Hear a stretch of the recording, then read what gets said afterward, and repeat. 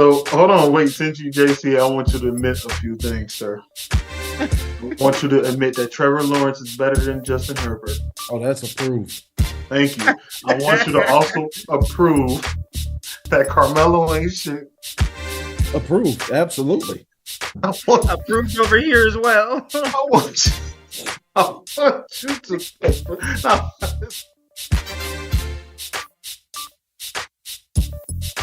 All righty, gentlemen. Welcome to the All Grind Sports Show.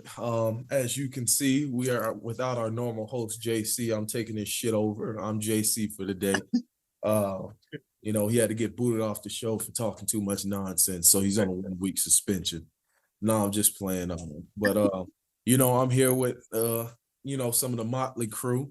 Allow me to introduce my good man, SEC partner, Jonathan Williams, J. Will, right there. How you doing, J. Will? Background. Yeah, we're gonna talk about that today, so you can get some of that off your chest and how you feel about Jim Irsay and his comments and stuff.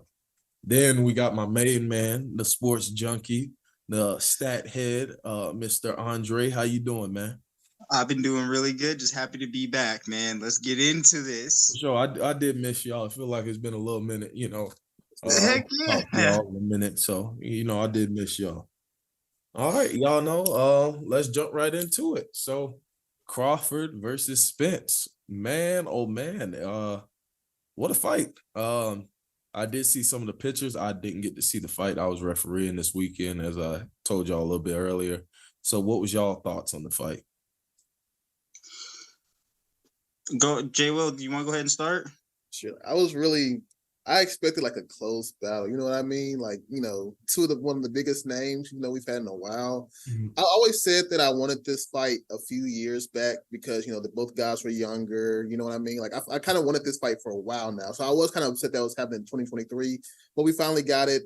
It wasn't the fight that I expected. I thought it would be a lot closer. Spence, especially like in the later rounds, was just god awful. You can kind of just see like the wear and tear Crawford had over him. It just didn't seem like he was fully prepared. He didn't kind of like know what to expect, and he kind of got the best of him. And when I saw Crawford walk out to who was it, like Eminem or something like that, Eminem, I was like, man, there's no way he could have messed that up. And not gonna lie, it hurts my soul that he walked out to Eminem and won. Because now people are going to use it. Look, I understand. I'm not an Eminem guy either. But I saw Eminem. I was like, yeah, this man's not losing. I saw the pictures and I saw a short video of like the ending of the fight where he was just like he's just leaking, like face swole. I'm just like, damn, he got tagged. So what do you think, Andre? Like he said, like it was. We all wanted to see this fight.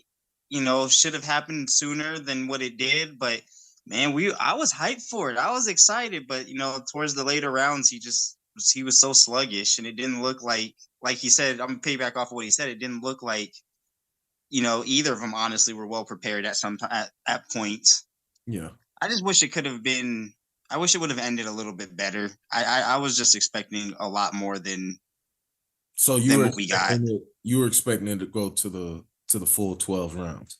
I wanted it to, just because it's so rare now to get that. And when when they first posted the names, mm-hmm. like when it first got promoted, I was like, a little late, but hey, we might get something out of this. Fans might get their money's worth. And I mean, I'm a little disappointed. I feel like it could have been a lot better.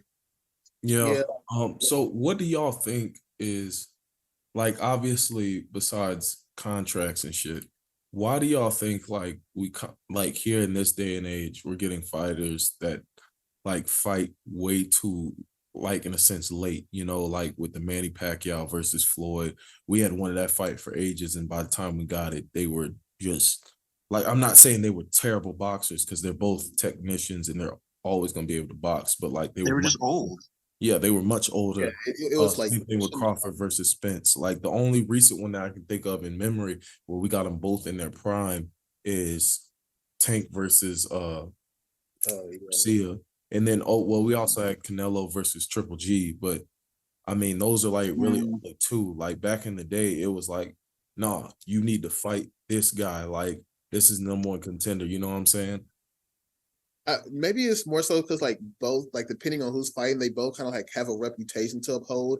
And like let's say like Prime Mayweather versus Prime Pacquiao. Obviously that would sell a lot, but a loss on both of those, like on either one of those records, would probably like kind of like tear them down just a little bit when you talk about like who's the greatest boxer of all time. You know what I mean? Because then you have that fight to look at, as you know, like what's the ultimate decider. I feel like maybe it's just because sometimes you're just kind of scared to kind of like blemish that record a little bit, which is also kind of like the same in like kind of most sports. When you talk about like college sports, like some of the top hitters won't play the top hitters every single year because they're tough competition. So I mean, like, I hate that it happened so late. You know what I mean? I hate it, but I understand it at the same time. But from a fan's perspective, it's like I did not want to wait this long for this fight just for it to be like two old dudes, going at it, and it's doesn't mean as much anymore. You know what I mean? I completely agree with that. Because like you said, with that one blemish, like after the fight, Stephen A basically said that Errol Spence needs to retire, and it's just like, okay, like I'm not gonna say he doesn't or not. That's up to him and his team, but like it was one loss. They both came in there undefeated. Like it just seems like after one loss, with these undefeated boxers, now all of a sudden, like you said, they're just completely out of the greatest of all time, or whatever may have you. They only simply look at record, you know what I'm saying? Not the whole picture of like who they fought and how they may have lost and how the fight may have went. And it's kind of crazy too, because like I feel like that's just fighters in general, even like including like UFC. Remember how like Ronda Rousey was like on top of like the world at one point, and then she lost, and all of a sudden like everything just went downhill. I think she lost to who was it, Holly something? Holly Holm, and then Amanda Nunes. Yeah, and then it kind of all like collapsed from there. And like her record, like there's still like only 2 losses. Like I think people kind of forget about her legacy just because of those 2 losses, and it's kind of not fair because like previously, like before that, like she was knocking people out in like 3 seconds. You know what I mean? Like crazy. Like never seen it happen before. So I feel like it's just like a fighter's thing. Like I don't know, and I just hate that narrative that people have on it sometimes. And if we have to throw out names, she did beat, correct me if I'm wrong, she beat Miesha Tate a couple times, and that was a big name back then. And look, she's not even only like example. Like Deontay Wilder's another one when he lost to Tyson Fury. You know what I mean? Like we saw those memes, they disrespected that man. Like they were starting to say like he got exposed. He ain't really like that, and I was just like I gotta remember, like damn. Tyson Fury is like one of the best I've ever seen with my eyes. You know what I mean? So it's like. What else do you think attributes to that, Andre? Me personally, I think a lot of it just has to do I feel like age may have played a huge part of it, but I'm really disappointed. I wanted it to be a better fight. I just feel like moving forward though, they shouldn't, like you said back then, they used to say you have to fight this dude. Like instead of pushing it 2 years, 3 years and hyping fans up, do it now when you can, because it's not going to be as much hype 10 years ago, 10 years today as it would have been 10 years ago down the line per se. So you moving forward, they definitely need to start promoting these fights and start telling them these fighters ain't entitled to the promotion. You got to fight the best to be the best. So I think you got to get them young. Don't do it, when they're damn near B. And that one loss thing is just a sham. Like you said, you got to look at the whole picture. You can't just look at that one defeat, because look at everyone that they've, beaten along the way. For example, Anderson Silva is one of them. He beat a lot of guys, and then he met Chris Weidman. But then he breaks a leg, and everyone's like, oh, he's what? Look at his, he was middleweight champion for like a long ass time. So like start looking at the whole picture. Let me tell you something. If black people know any UFC fighter, it's fucking Anderson Silva. Like that. I ain't gonna lie, that was like the first name I ever knew. That was the first name I ever knew with fucking UFC. Like he's one of those guys who helped put UFC on the map as well. So like you said, for sure. Yeah, so, like games main guy, like you know what I mean. Like it happens to everybody. Like Tom Brady's still the GOAT, even though he's lost Super Bowls to various teams. You know what I'm saying? So I mean, yeah, like I agree with both your points. Like They need to stop pushing this shit. They need to fight the number one contender. You got to beat the best to be the best, and that's just what it is. But I can't lie though, they do such a good job like promoting these guys. Like I feel like they can promote 2 80-year-old guys fighting and like it'll sell out. You know what I mean? Like you'll sell. Like they do. I mean, yeah, like when they legit had people thinking McGregor was gonna beat Floyd in a boxing match, and I was just like, UFC, yeah, McGregor's gonna win that because he can grapple, do all this other stuff. Boxing, I'm like, no, he's finna get dog walked. Same with Mayweather versus Pacquiao. Even though they were old, they were trying to say like this is the greatest fight of the century. You know what I mean? Like hyping it. You know, so it's like they do. They do a good job promoting these little fights. They make their little money off of it, but like the fight itself is never all that interesting. So yeah. Hey, boxing, man, y'all got to figure some shit out, man. Y'all gotta make these dudes fight, man. Shout out, like I said, shout out Tank and Garcia for like not postponing that shit. Fucking, even though they did kind of postpone it, but not postpone it until they're both 35 years old. So, yeah. So, all right. Another guy. Yeah. All righty. So, going to the AFC South, going to some football. Yeah. Well, I'm gonna ask you first since this is your division. How do you feel about Hopkins to the Titans? I don't think it's that big of a deal. Honestly, because like the game plan is still going to be the same for the Titans offense, and it's going to run through Henry. I feel like Hopkins is a good addition. Don't get me wrong, you know. Decoy. But I still don't see the Titans just, I still don't have them winning the AFC South in general. I just think because they're going to be a heavy run offense, I'm not expecting Hopkins to just be like, one of the top receivers in the NFL. I'm not expecting just, just a great season out of him. And it's just because of like how the offense run it. It's going to be Derrick Henry getting like 25, 30 carries a game and, the simple stuff. Besides, we don't even know who's going to throw to DeAndre Hopkins, which is also another big question mark. We don't know if it's going to be Will Levis or if it's going to be Malik Willis. We don't know yet. And I'm not those guys. So. Man, I'm sorry. I've seen enough from Malik Willis. After that, I think that was the game against the Texans. I think it was last year, and I was like, "Holy shit!" I was like, "Damn, this nigga is ass." I was like, "What's crazy though is like I saw him play against Ole Miss. He came at Ole Miss when he played at Liberty, and it was just like he didn't seem like it was just anything special. You know what I mean? It's like I thought that year he probably would have been like still a 6th, 7th rounder. Then all of a sudden the combine comes up and it's like, oh, he has one of the best combine performances we've seen in a while, and everybody's starting to hype him up as like 1st, 2nd round. I'm like, I just don't see that talent yet. You know what I mean? And he eventually gets drafted that high, and he just hasn't delivered yet. Which he's still young, so it could be different. But after that first year, it just doesn't look promising to me.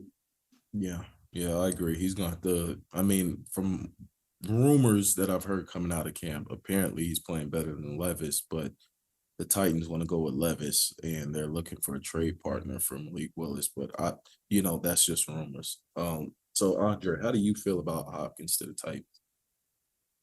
I like it, but it begs the question, before the trade happened, correct me if I'm wrong, did he or did he not say, I want to go to a team that can contend to a Super Bowl? I don't see that being that is not the Titans. You want to talk about, I want to go to a team that's going to contend? Well, it won't be the Titans, buddy. One, their quarterback situation is up in the air.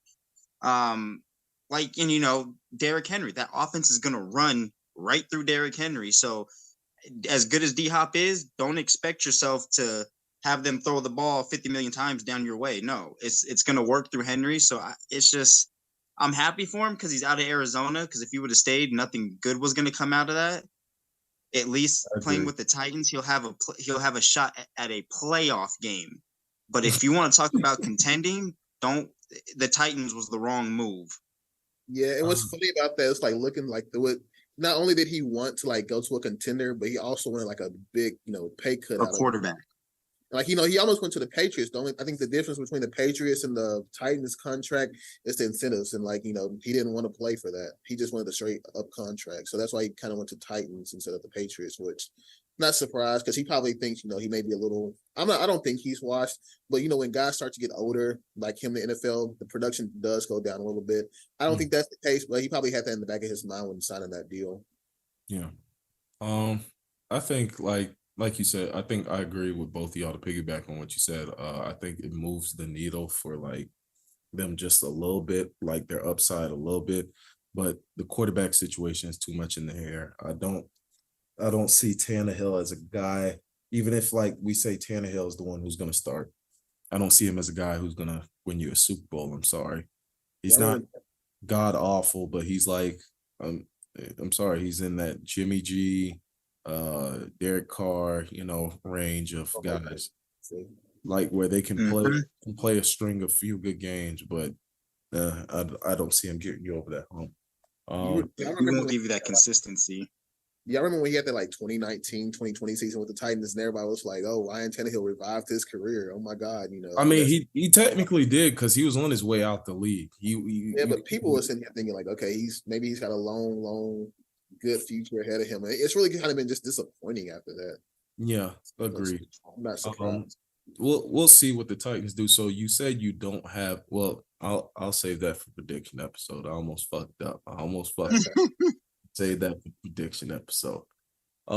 So like I don't see it moving the needle that much. Like it opens up things maybe a little bit for Henry. Maybe you have to keep one safety a little bit higher instead of full 8-9 in the box, but there's still gonna be at least 7 guys in the box waiting on Henry to, get that handoff, like y'all said, 25, 30 carries a game. I do think the Patriots might have been a better fit since the offense is more spread out and well balanced.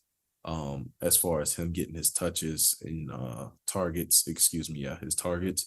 But we'll see, man. Maybe who fucking knows? The AFC South hasn't had a repeat like winner in a while here, so who knows? Maybe the Titans will surprise us. Hell, maybe the Colts will surprise us. And speaking of the Colts, you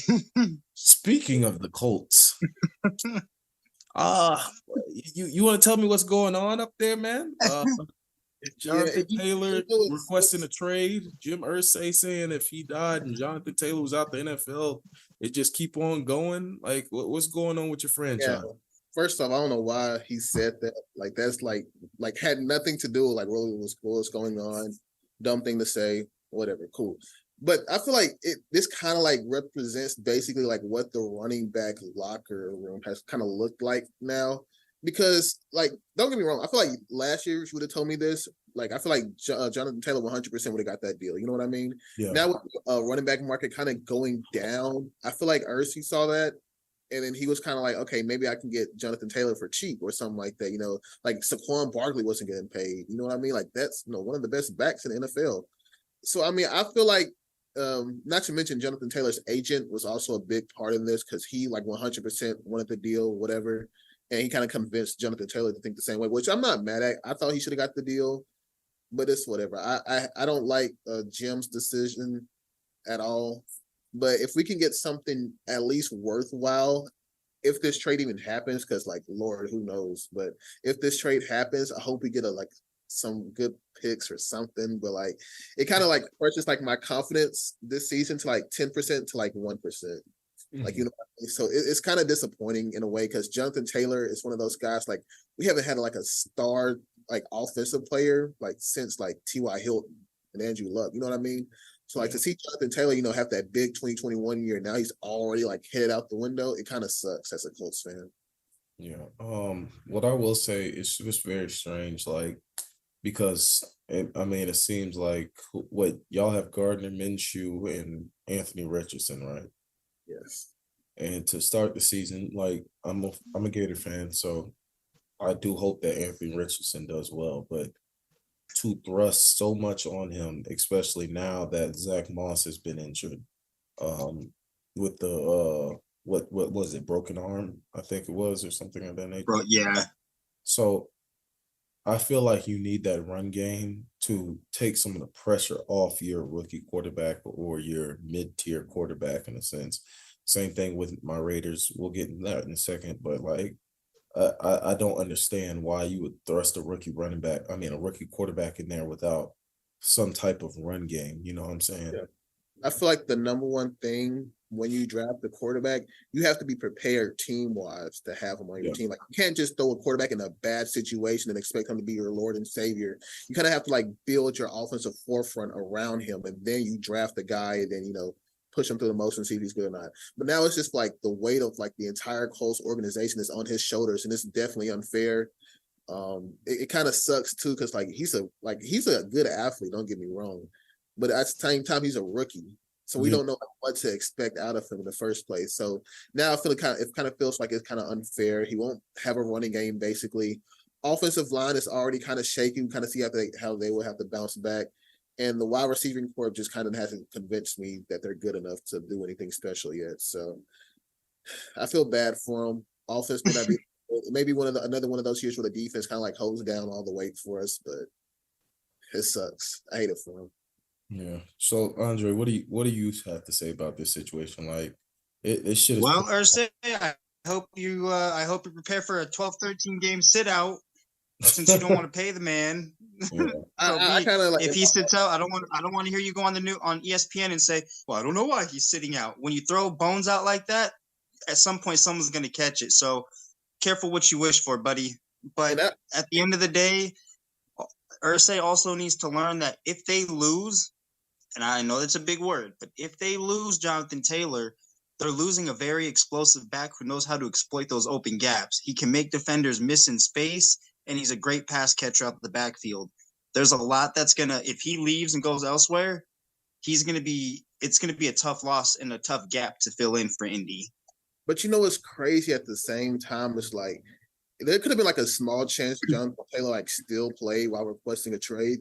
But like Jim like basically just like killed any Bro, when you say something like, when you come out, and especially in the public, for the public, for everyone to hear and see, for you to come out and say you're not going to get traded today, not even in October, like that's crazy. Like, and like you're urging him to do something now.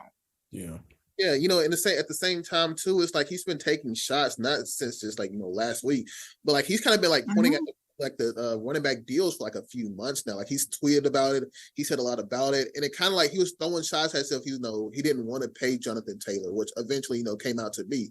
Like he was throwing so many hints at the time. It was like, what are you doing? And then of course news broke, and it's just like what is his plan for the organization? Like, does he have something? Is he trying to do something? Like, I just don't see a future when it comes to plan wise. Like, we can probably get a couple players, but like, where are we what direction are we heading in? Yeah.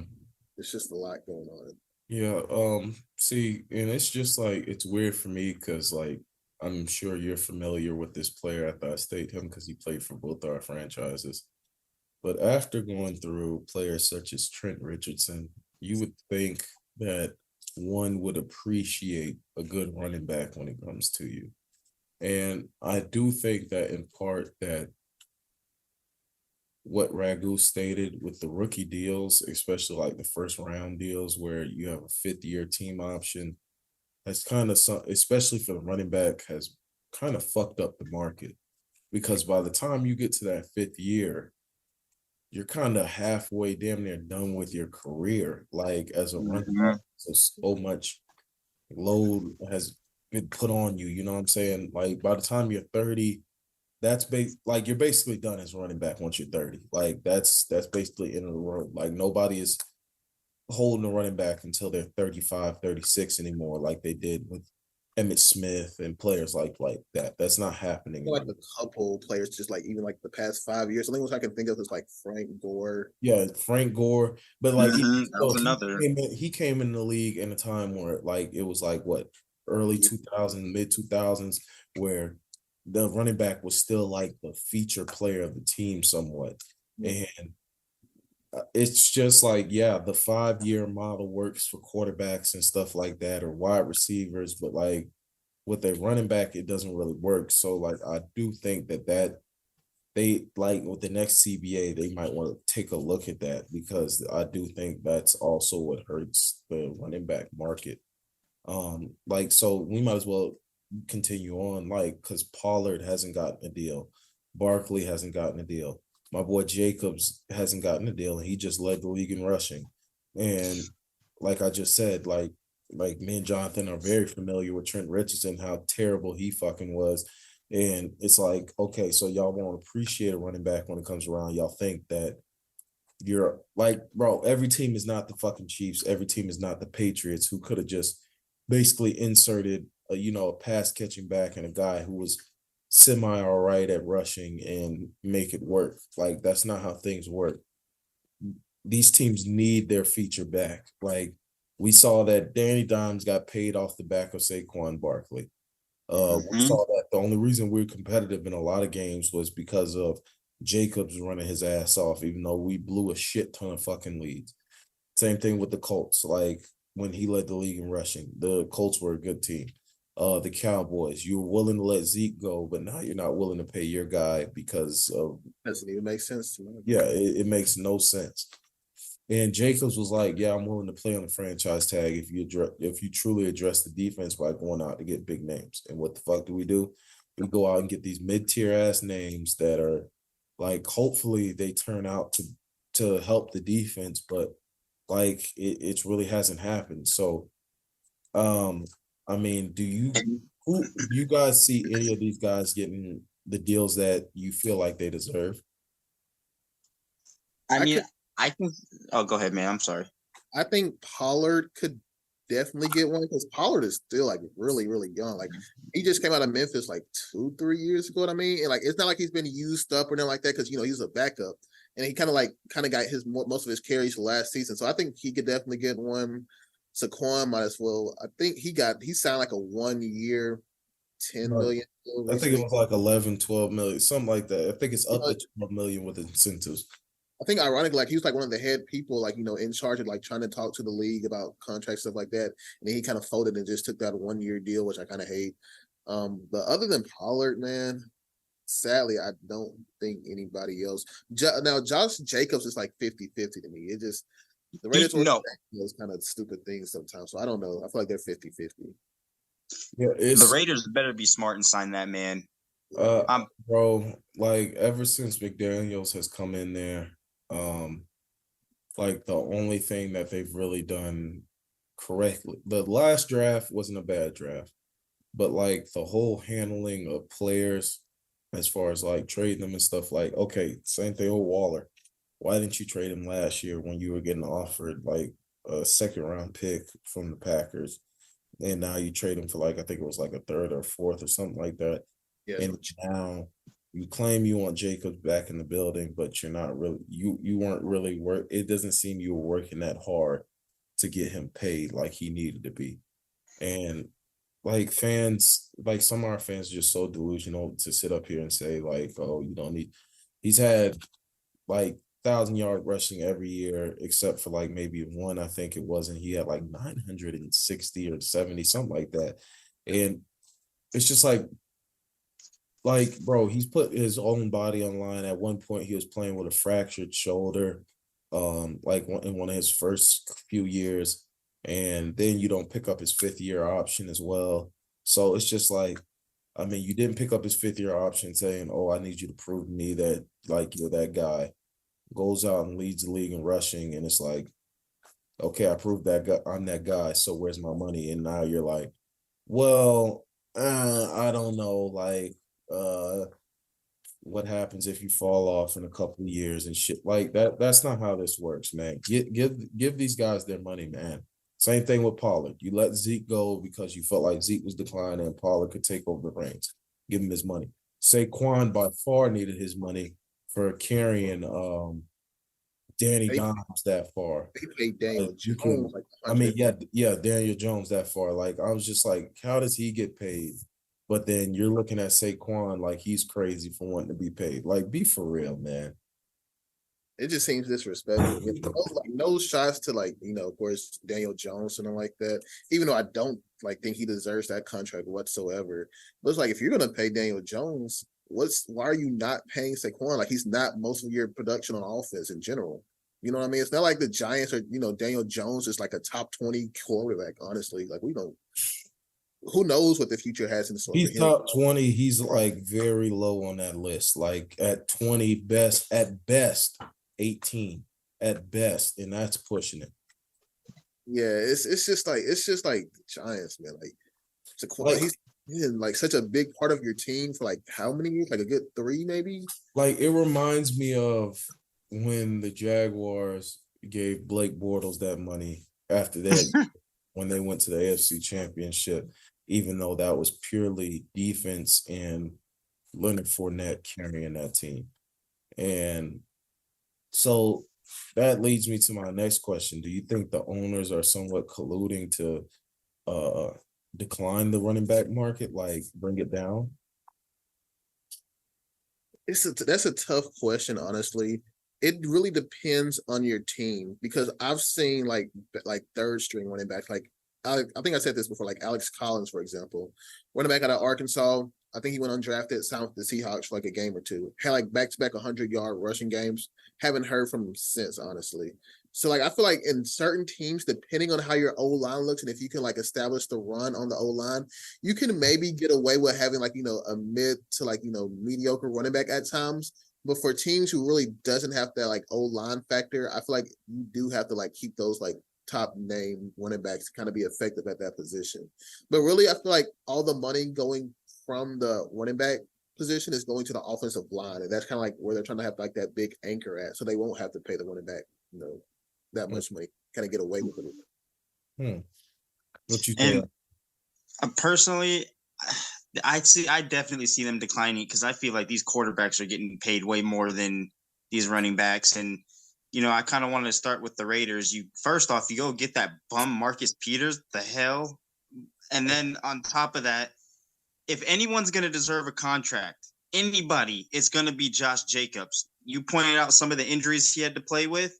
Raiders, sign him. If you're watching this show, you need him. The team relied on this guy all season long. He's not carrying the ball 27, 28 times for nothing. He's doing his part. When Derek Carr was falling off, he was stepping up. Even when he was on his high parts, he still stepped up. Tony Pollard's another guy. When we saw Zeke, and we all slandered Zeke a couple of times last season because we saw that decline coming. There were games where he'd be really hot, and then in other games he'd be inconsistent. But Pollard would take the ball, and he kept going. He had good games consecutively. So that's another guy. Barkley, he too. If you don't sign these guys, who's going to step up for him? Who's going to fill that gap? So my advice to the NFL, and I know I'm in no position to probably say this, but my advice to you guys is pay closer attention to your running backs because you're going to need them. You sign these quarterbacks to these big deals and then they get hurt week 5. You guys need to keep your star talent together. Okay, so let's take a break in action. We got the big dog, the big homie joining us. Mr. Marvin Poop, man. How you doing? We miss you. I miss y'all too, man. My fault for being late. No, you're all good, man. What's happening? We just glad you're here. I'm glad to see you, Isaiah, Dre, my boy Jay Will, that disgusting background. But it's all good. Well, I'll take it this week, honestly, because I'm like, thank God these guys got some patience. I'm sitting there in the car like, damn. Sorry, I had a little mishap too myself. Yeah, he's fucking around thinking that shit was tomorrow, and I'm looking like, hey, where you at? I'm like, where you at? Bruh. So Marv, we need your opinion on, do you think the owners are attempting to like bring down the running back market? Like we're talking about Pollard, Barkley, Jacobs, the Jonathan Taylor situation. Like, these guys not getting their money. That is by far the dumbest thing I think these owners could do for real. Because like Dre just said, you have to pay attention to what your running back, one, can bring to the table, and hoping for your running back, two, to do this and that, XYZ. A lot of people isn't blessed like Dallas has with Pollard in that situation. Like, look at your situation with the Raiders. Why in the hell isn't Josh Jacobs signed yet? And what in the hell is your owner doing talking all this nonsense, letting the best thing that ever go? Now, I understand Taylor got hurt last year, but we know that line was raggedy. And you was attempting, and Matty Ice, he loves throwing the ball. He really wasn't trying to feed the ball to Taylor like that. So of course he was hogging the spotlight. But if you get a good line, Taylor can make some noise, man. So I just don't understand why you guys are disrespecting these top running backs. Like, I just don't get it. Like, I just don't get, like I said, of course, a big question mark, and especially in the Raiders organization. Even like, I didn't catch the Zeke part, and I feel like that is probably what they're going off of. This man wanted that deal. What was it, Isaiah? Like a couple years ago, like 3-4 years back. Yeah, hold on. Let me see what he had got paid. About 3-4 years back, and what did he do, Dre? Didn't he like lay duds or something like that? He really wasn't productive after he got that deal. He just kind of fizzled out after that. And then and coming from a New Yorker, Isaiah, kind of get where the Giants is coming from, because you was kind of hurt your first 3 years. You know what I'm saying? So he got, for that deal, it was 6 years, $90 million. Yeah. $50 million guaranteed.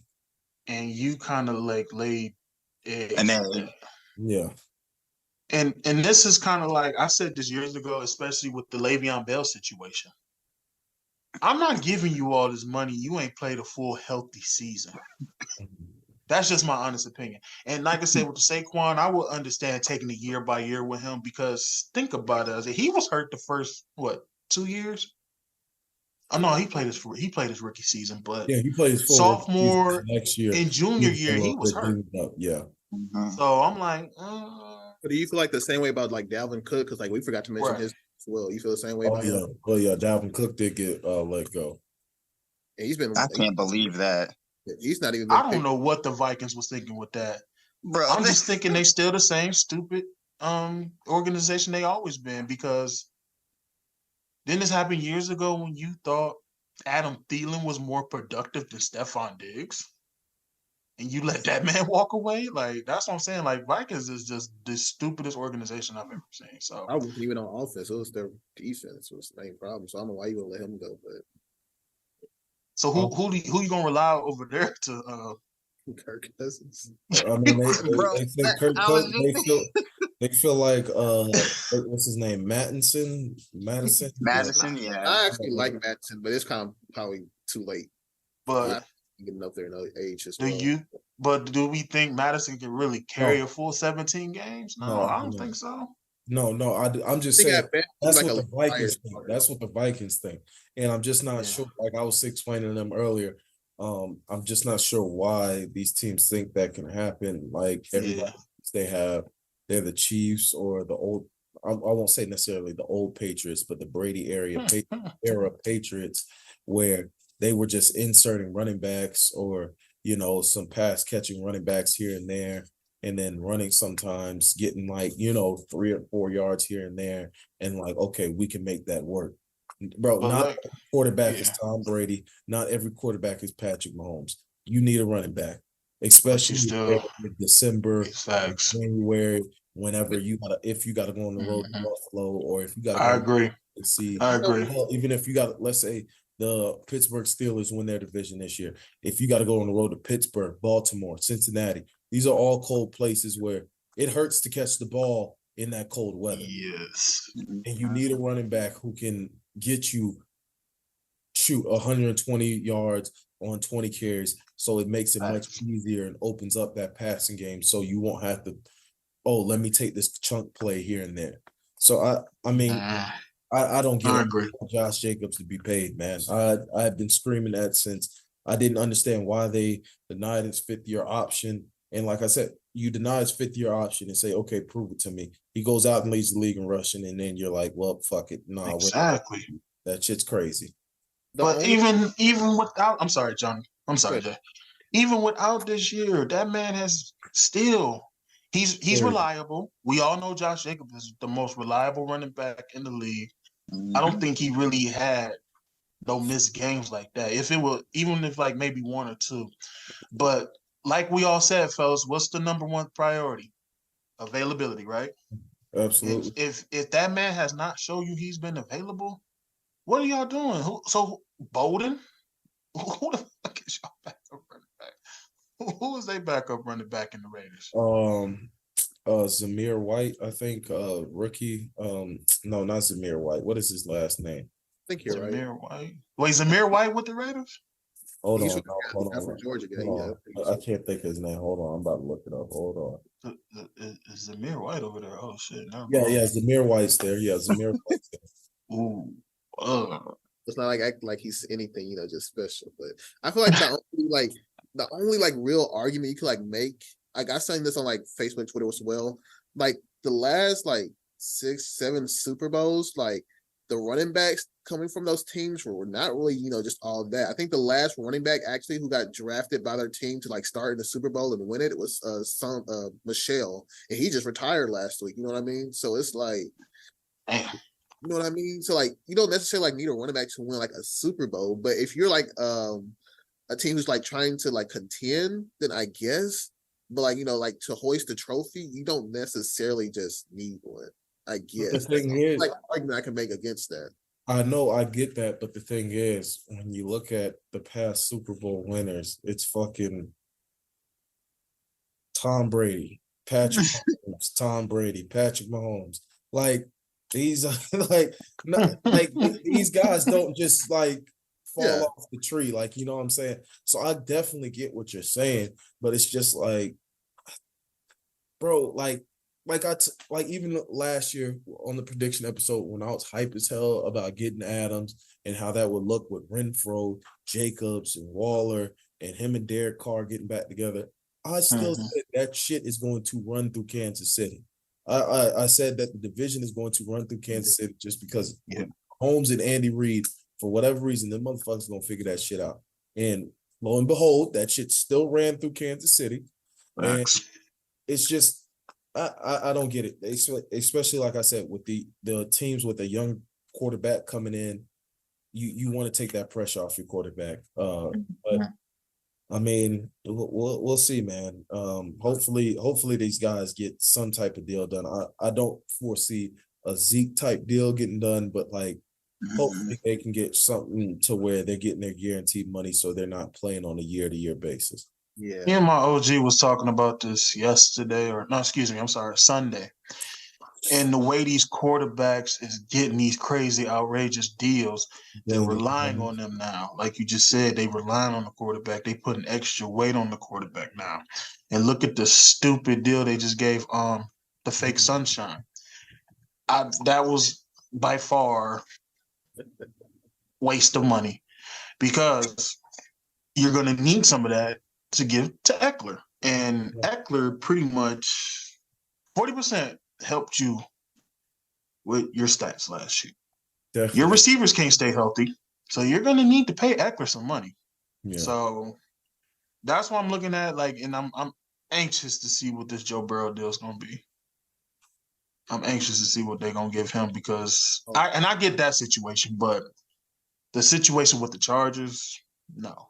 I don't get that at all because I think the Bengals were kind of lucky because I think Joe Mixon was able to change around his contract to where he's getting less. Right.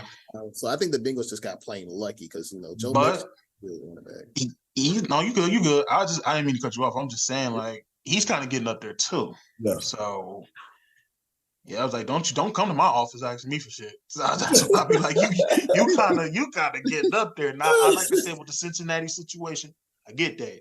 Bro's still young. And yes, Isaiah told me about him. I don't give a fuck. But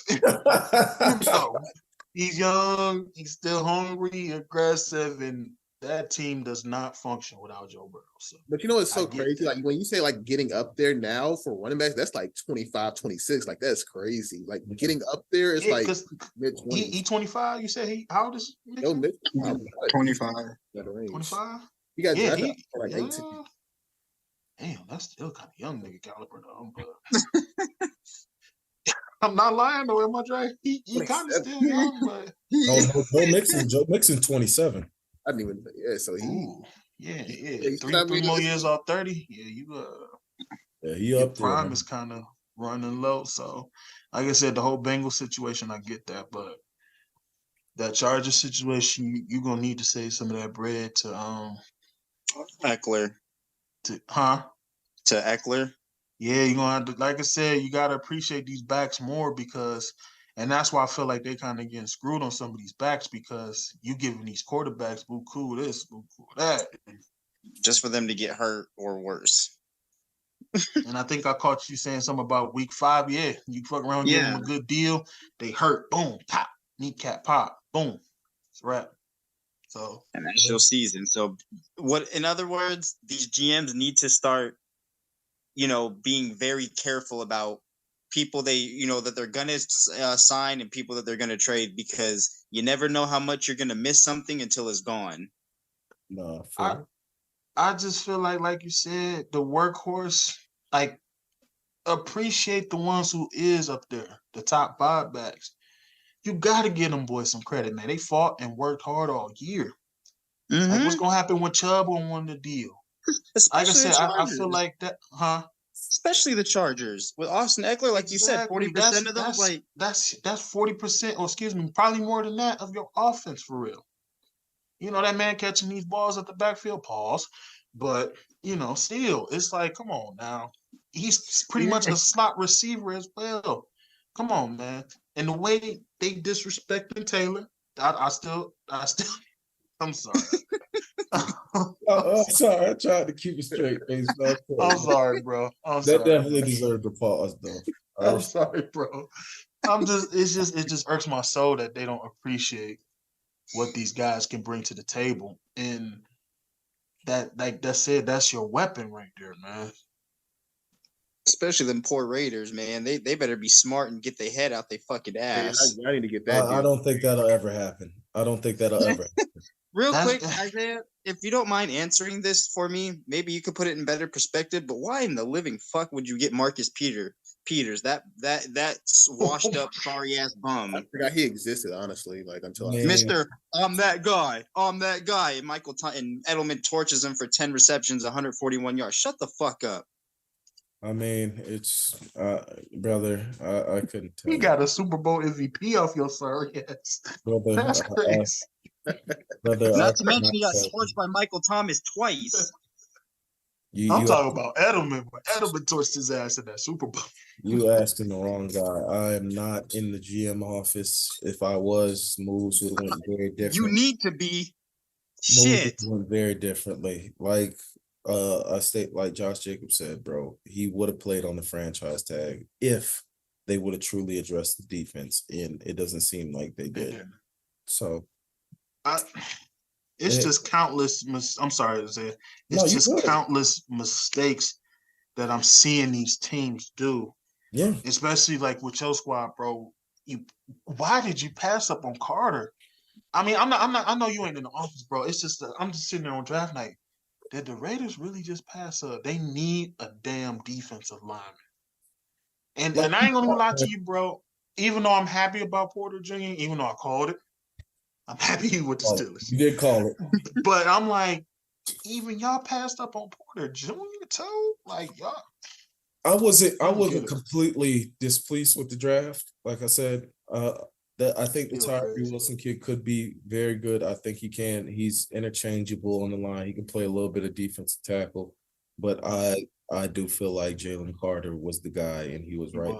I feel like and I do like the tight end that we got since they decided to trade Waller. But I do think, but I agree with you. Defensive back was a much bigger need. It was a much bigger need, and I'm just like, okay. Like you can trade up here, go get Joey Porter. Like he's still on the board since Witherspoon was gone in the earlier in the first round. And then I was like, okay, maybe they're gonna go Christian Gonzalez here if they don't get Jalen Carter. I thought it was either Carter or one of the guys, like one of the defensive backs. And then it's just like, boom, Wilson, who's coming off a foot injury, and it's just like, okay. Well, let's just fucking roll the dice here and see what's going the fuck on. Like, but I mean, it feels like it's always like that with Isaiah. Like the year y'all had 3 first-round picks, and none of them I don't think plays with y'all anymore. Like it's only Jacobs who still plays with us. Mm-hmm. That's pretty much it. It's all Jacobs. Jonathan Abrams, damn near out the league. Cleveland Farrell with another team, never really came to fruition. So yeah, it's tough over here, man. That's what I'll say. It's tough over here. I'm holding strong though. I'm holding strong. I can see you. I can see you are. You're holding it so far. I was gonna ask you, do you still want to try to go to the Raiders and Steelers game? I don't even know, man. I was gonna tell you. I don't know, man.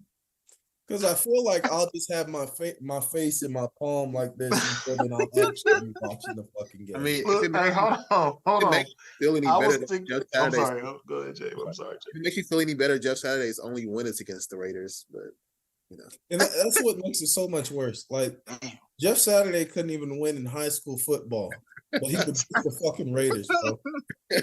First like, do you understand? This man literally was talking about how trash the Raiders were on ESPN, got the job about 2-3 weeks later, and then literally whooped their ass. And I'm just like, and it's his only another game after that either. Like did not win another game after that. Like, that's the only thing you can say is that you got that win against the Raiders. It's just like, it fucking like it hurts, doesn't it? It hurts bad. It hurts bad. I'm sorry, bro. Like it's crazy. The Lions are like turning their shit around. You know what I'm saying? And you aren't. Like, bro. Even the Browns are like, you know what? Somewhat hopeful. Like Deshaun will hopefully get back to himself when he was with the Texans. No, they won't. I'm not saying that he definitely will, but at least they have something to hope for. At least they have something to hope for. Nigga, what's messed up? Last year, I talked so much cash shit at that prediction episode. I was so fucking hyped, so fucking ready for a team that was ready to fucking perform. And what do I get? Not even a fucking year later, we're back to the drawing board with no plan and just like, okay, we'll see what happens. You guys, I feel like you guys have been on the drawing board since you guys drafted Jamarcus Russell. Definitely. Agreed. Yeah, you had a couple. That just hurt my heart. Yeah, you had. I forgot about him. You had a couple years there. 2016. And the week before, no, not the week. The year before last year, where they made the playoffs, but in 2016, Derek Carr unfortunately snapped his leg, and then he was never the same again. And then the last year was like we ran into the team that went to the Super Bowl and played against the Rams. So. And that gave me hope. I'm like, oh, next year if we got Devontae. I'm like, nigga, we was within like a couple plays of the Bengals, man. I'm like, hey, exactly. Yeah, we talking about Devontae. Here we are again. So, I know you got Devontae though. I appreciate y'all letting me vent there, man. No, listen, we all family up in here, so it's been we here for you. Mm-hmm. We here for you. All of you have seen a Super Bowl win, man, in your lifetime. Sure. I have to brag about trophies. I wasn't even born yet to you know what I'm saying, to brag on those. Like, yeah, it's still part of the history, but I can't even truly brag because I wasn't even born yet to see that. Like, I have to watch that shit on NFL films.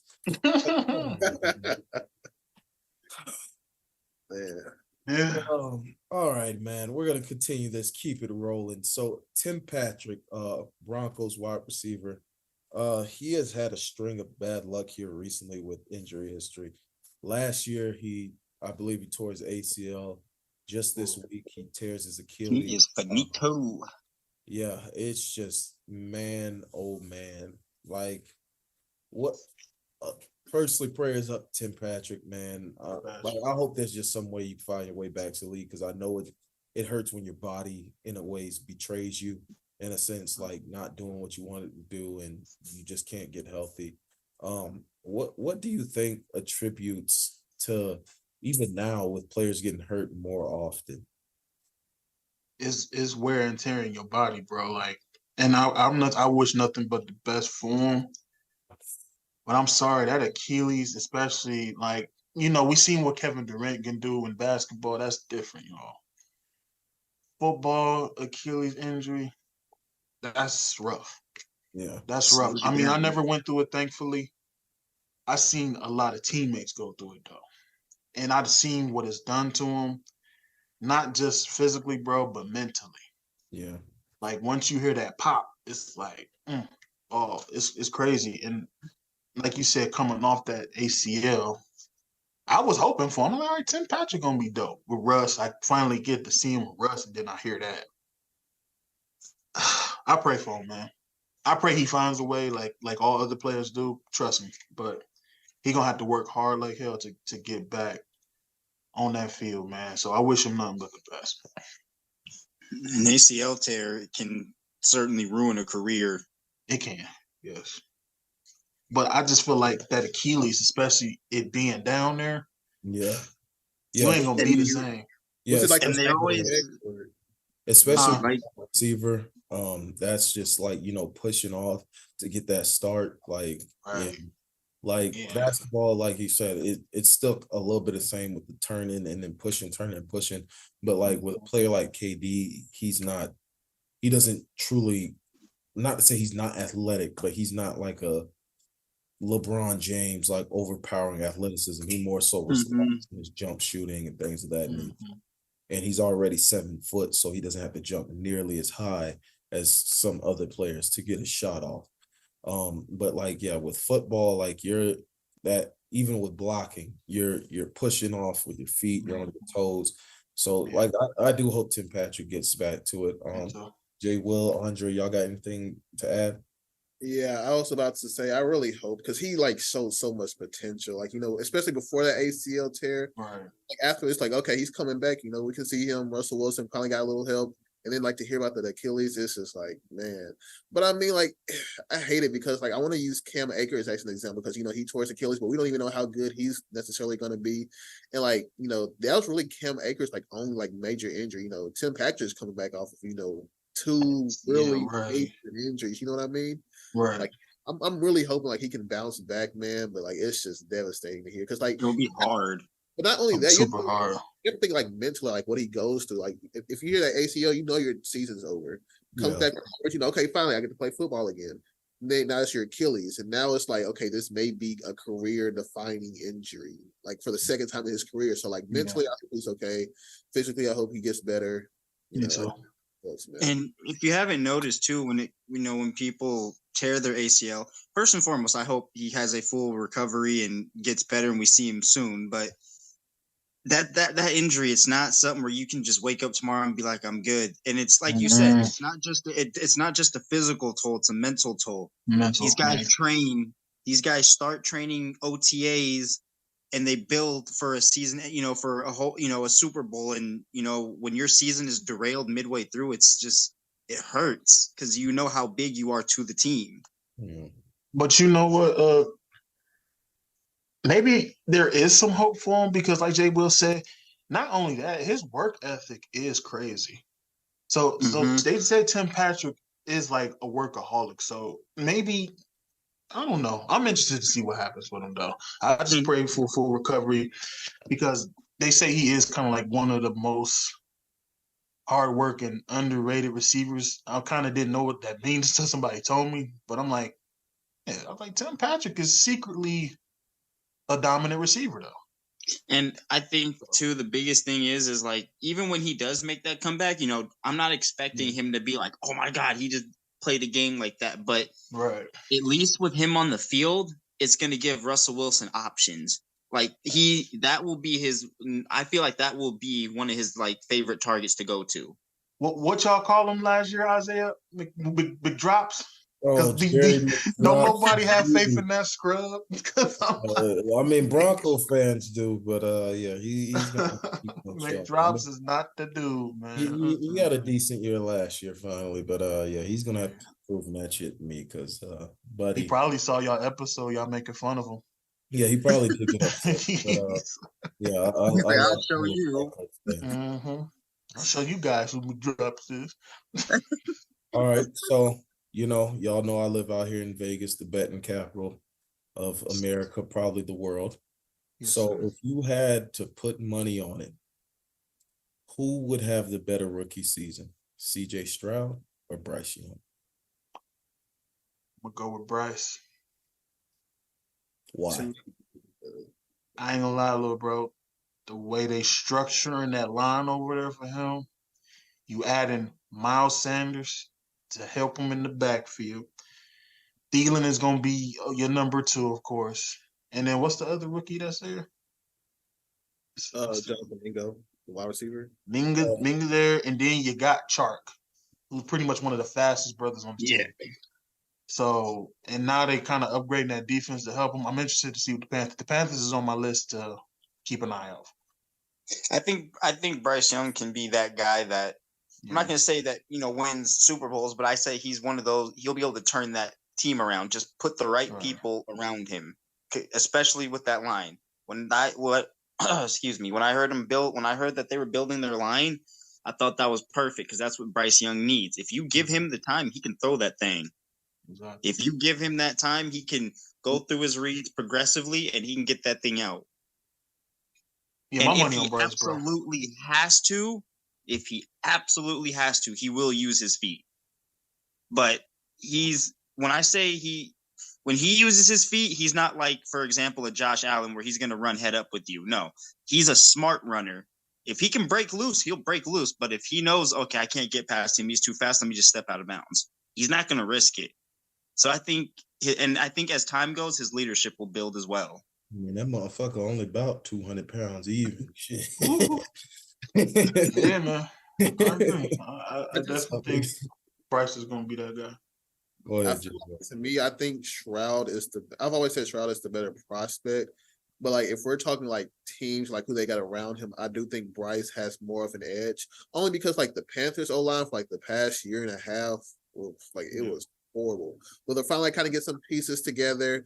They have a little solid offense. Like you said, they got Miles Turner. So I feel like they're more prepared to like take on a quarterback now compared to the Texans where everybody's kind of young. You don't know what to expect. Laramie Tunsil's cool.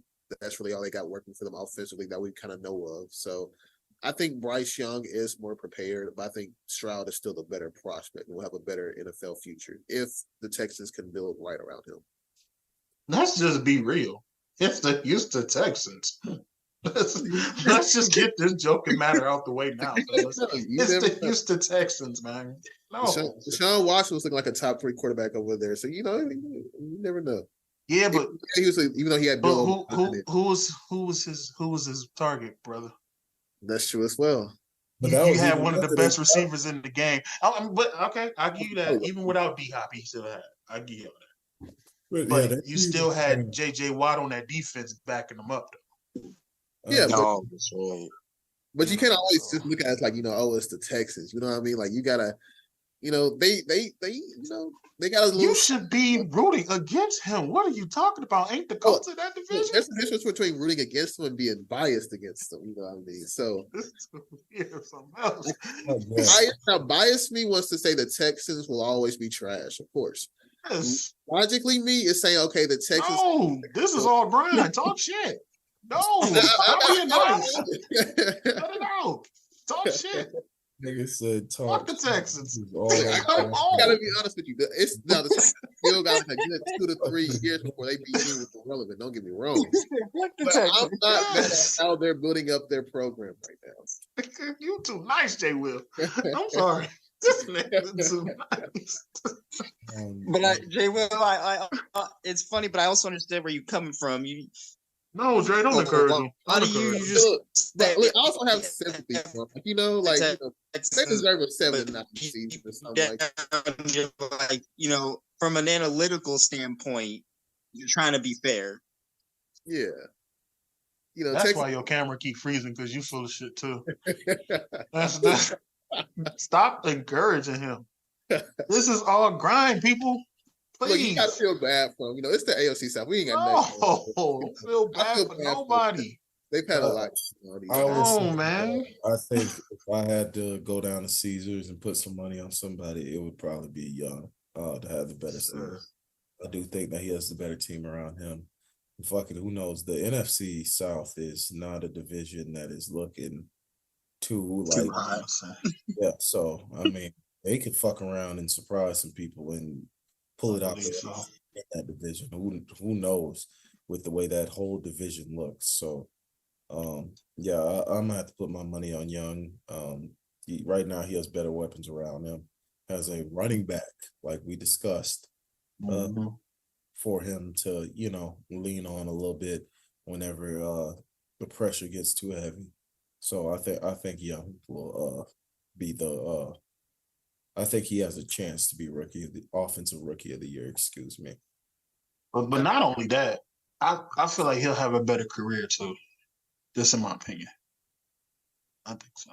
I mean, if Stroud magically goes somewhere else, we'll see.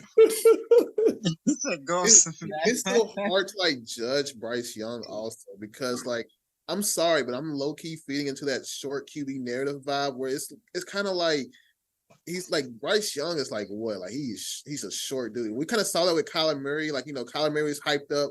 Yeah, one of the, one of the better quarterbacks. Obviously, he's still a decent quarterback. Don't get me wrong, but he's not the quarterback we kind of wanted him or expected him to be. So, like, I do have those worries for Bryce Young, but I don't want to just throw him under the bus for that reason. You know what I mean?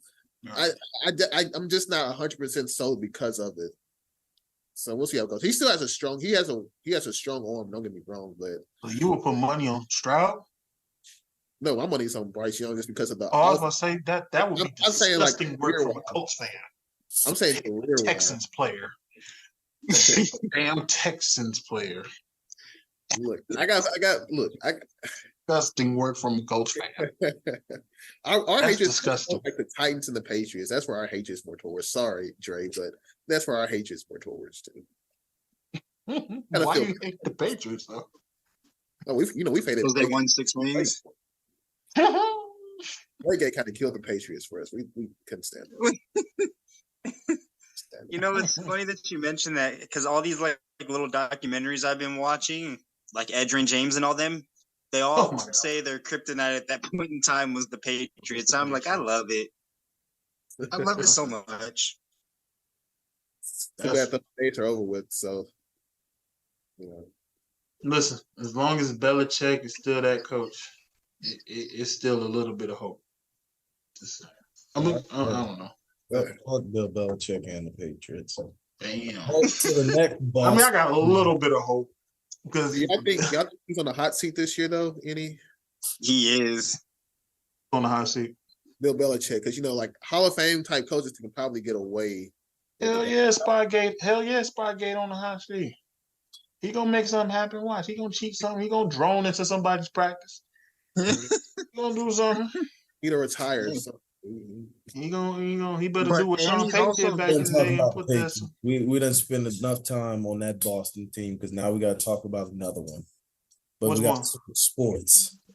Jaylen Brown. Let's not talk about JB. Jaylen Brown, biggest contract in NBA history. That's why we got to talk about it more. Waste of money. I'm not gonna lie. It's pretty wild. NBA money is getting pretty wild here. Yes, it is. It feels like they're like trying to outmatch each other. Like, he has 204. Since this is your squad, I'm gonna let you. Yeah, this your squad, Andre. I'm gonna let you. Have the floor first, since this is your squad. Because me personally, I'm not gonna lie. I think it was a little too. Yeah. Why? To be on. Oh, here this nigga go freezing and shit. Yeah, that's that Boston shit. That means he was about to say some bullshit. Yes, it was. It zoomed and agreed with it. That's why they froze his ass. All right, Jay, Will, Marv, y'all want to take over for him while we wait for him to get back? So the thing is, like NBA contracts now, it's not really about how good of a player you are, it's how valuable you are. And I think I said this a couple weeks ago. Do I think Jaylen Brown is worth that money? Definitely not. He's not even close to it. But at the same time, do I think he's a valuable and key part of the Celtics organization? I do. And I think without him, they're not a contender whatsoever. So especially when you lose like a guy like Marcus Smart, it kind of like, you kind of have to bring Jaylen Brown back. So I think from a team's perspective, it's a good move. But do I think he's worth it. Not even close. I agree with Jay Will. You lost Smart for what? I don't know. Like we said, we're not in that organization, but you had no choice but to bring Brown back. So I felt like they just threw out this and that. I'm interested to see what you're going to get Tatum. You may have to get him 500 or 400. Yeah, but Jaylen Brown, top what? He could possibly be a top 20 or 15 player. No, it's not worth that. This is my honest opinion, brothers. It's crazy to see. But I feel like they was desperate. Like the Browns was desperate to go out to get Watson. So the owner probably was like, "Yeah, you better give Jaylen Brown this to keep him happy." So, yeah, I kind of agree. It's just crazy. I mean, I ain't gonna lie, my boy Jaylen Brown, you did end up better than Ben Simmons, like I did predict. When everybody was high on Ben Simmons, but my brother in Christ, something's got to give. This not being able to go left and not having the handles required, and you're getting paid $300 million, brother. We gonna have to figure something out because I'm not gonna. I do like him as a player. He's not like too cocky. He doesn't talk too much and stuff like that. Like I do like when players talk, but like when it's warranted and stuff. Yeah, brother. I don't know. But it is like Jay Will said. It's how valuable you are to that organization, and Jaylen Brown is a big part of what the Celtics do. So, and like you said, they did lose Marcus Smart. So, we'll see how the season ends up for the Celtics and how this might, in a sense, what's the word I'm looking for? Another sad story. She strapped their cash for other roster moves. Another sad story, bro. Let's be honest here. You got Porzingis over there, the number one turnover person in the league. That's not gonna end well. And by the way, Ben Simmons gonna win comeback player of the year. Watch. Stop shit. Hell no. Yeah, no. I'll believe it. I just wanted to get under I'll believe it. He's not. I was just going to be the fifth straight week we slandered Ben Simmons. He deserves a break on the show. Let's give him. Let him feel bad this week. Man, listen, from JC to Isaiah, I'm like, Ben Simmons gets no love on All Grind. He did not get any ounce of love on this show, man. No love on this show whatsoever, man. Not from this guy. I promise you that. I feel it though, but just that disappointing. I mean, excuse me. I'm sorry. Go ahead, Dre. I know you had one out, but yeah, let's get your. Do I agree that it was a little too much? I think because now this puts more pressure on JB because now moving forward, he has to be that guy. Well, not that guy, but now he has to perform at a higher level. Yeah. Here's the thing that scares me though is when it gets to the playoffs, Boston knows how to choke and lose. And I hate to say that, but that money that we just signed him to, he's gonna have to step up and show out come playoff time. And that's why I feel like why the hell did they let Smart go? You're going to need him deep in the playoff run. Yeah, and I feel because I think the last time we talked about it, Porzingis is soft in the paint, and Jokic would bully him all day, every day. Bam would bully him all day, every day. He's soft. He went to Washington to pad up stats. So with Marcus Smart leaving, that's going to leave a big hole because Marcus Smart was the heart of our defense. He was the one that was stepping in front of the charges, taking the bumps. Porzingis won't do that. So I feel like go ahead. No, I just want to say like I'm happy for JB, but at the same time now this just adds more pressure to him. Right. And like you said, Robert can't play a full 30 minutes. Mm-hmm. Brogdon's getting older. I mean, he's good for a good 15 to 20. But like I said, Smart was that young-hearted dude. You're going to need him. And that's why I'm like, what the hell is Boston thinking? But I'm interested, like I said, to see what's going to happen with them.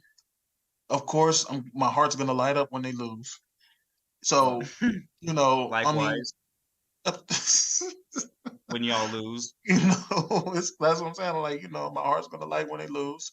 But I'm just can't wait to tell you that Porzingis I'm just gonna thank him personally Yeah, I'll when it thank doesn't end well.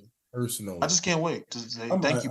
gonna have to figure out how to send some flowers to Porzingis after Me too. I can't wait. I'm gonna just pop up on the one day, and be like, "Here you go, buddy. Thank you.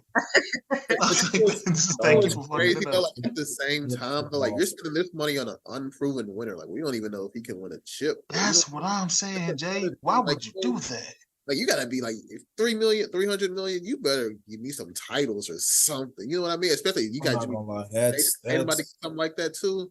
You gotta win Steph at least Curry, 3 titles. Prime Steph, prime LeBron, like those type of caliber guys, money. Like, right. Oh, you're gonna be in contention for a championship because this play. Like, so hey, but hey, shout out Jaylen Brown's agent, man. He got that boy. Yeah, I definitely give him credit for that. But here's another question for y'all. Now we gotta win.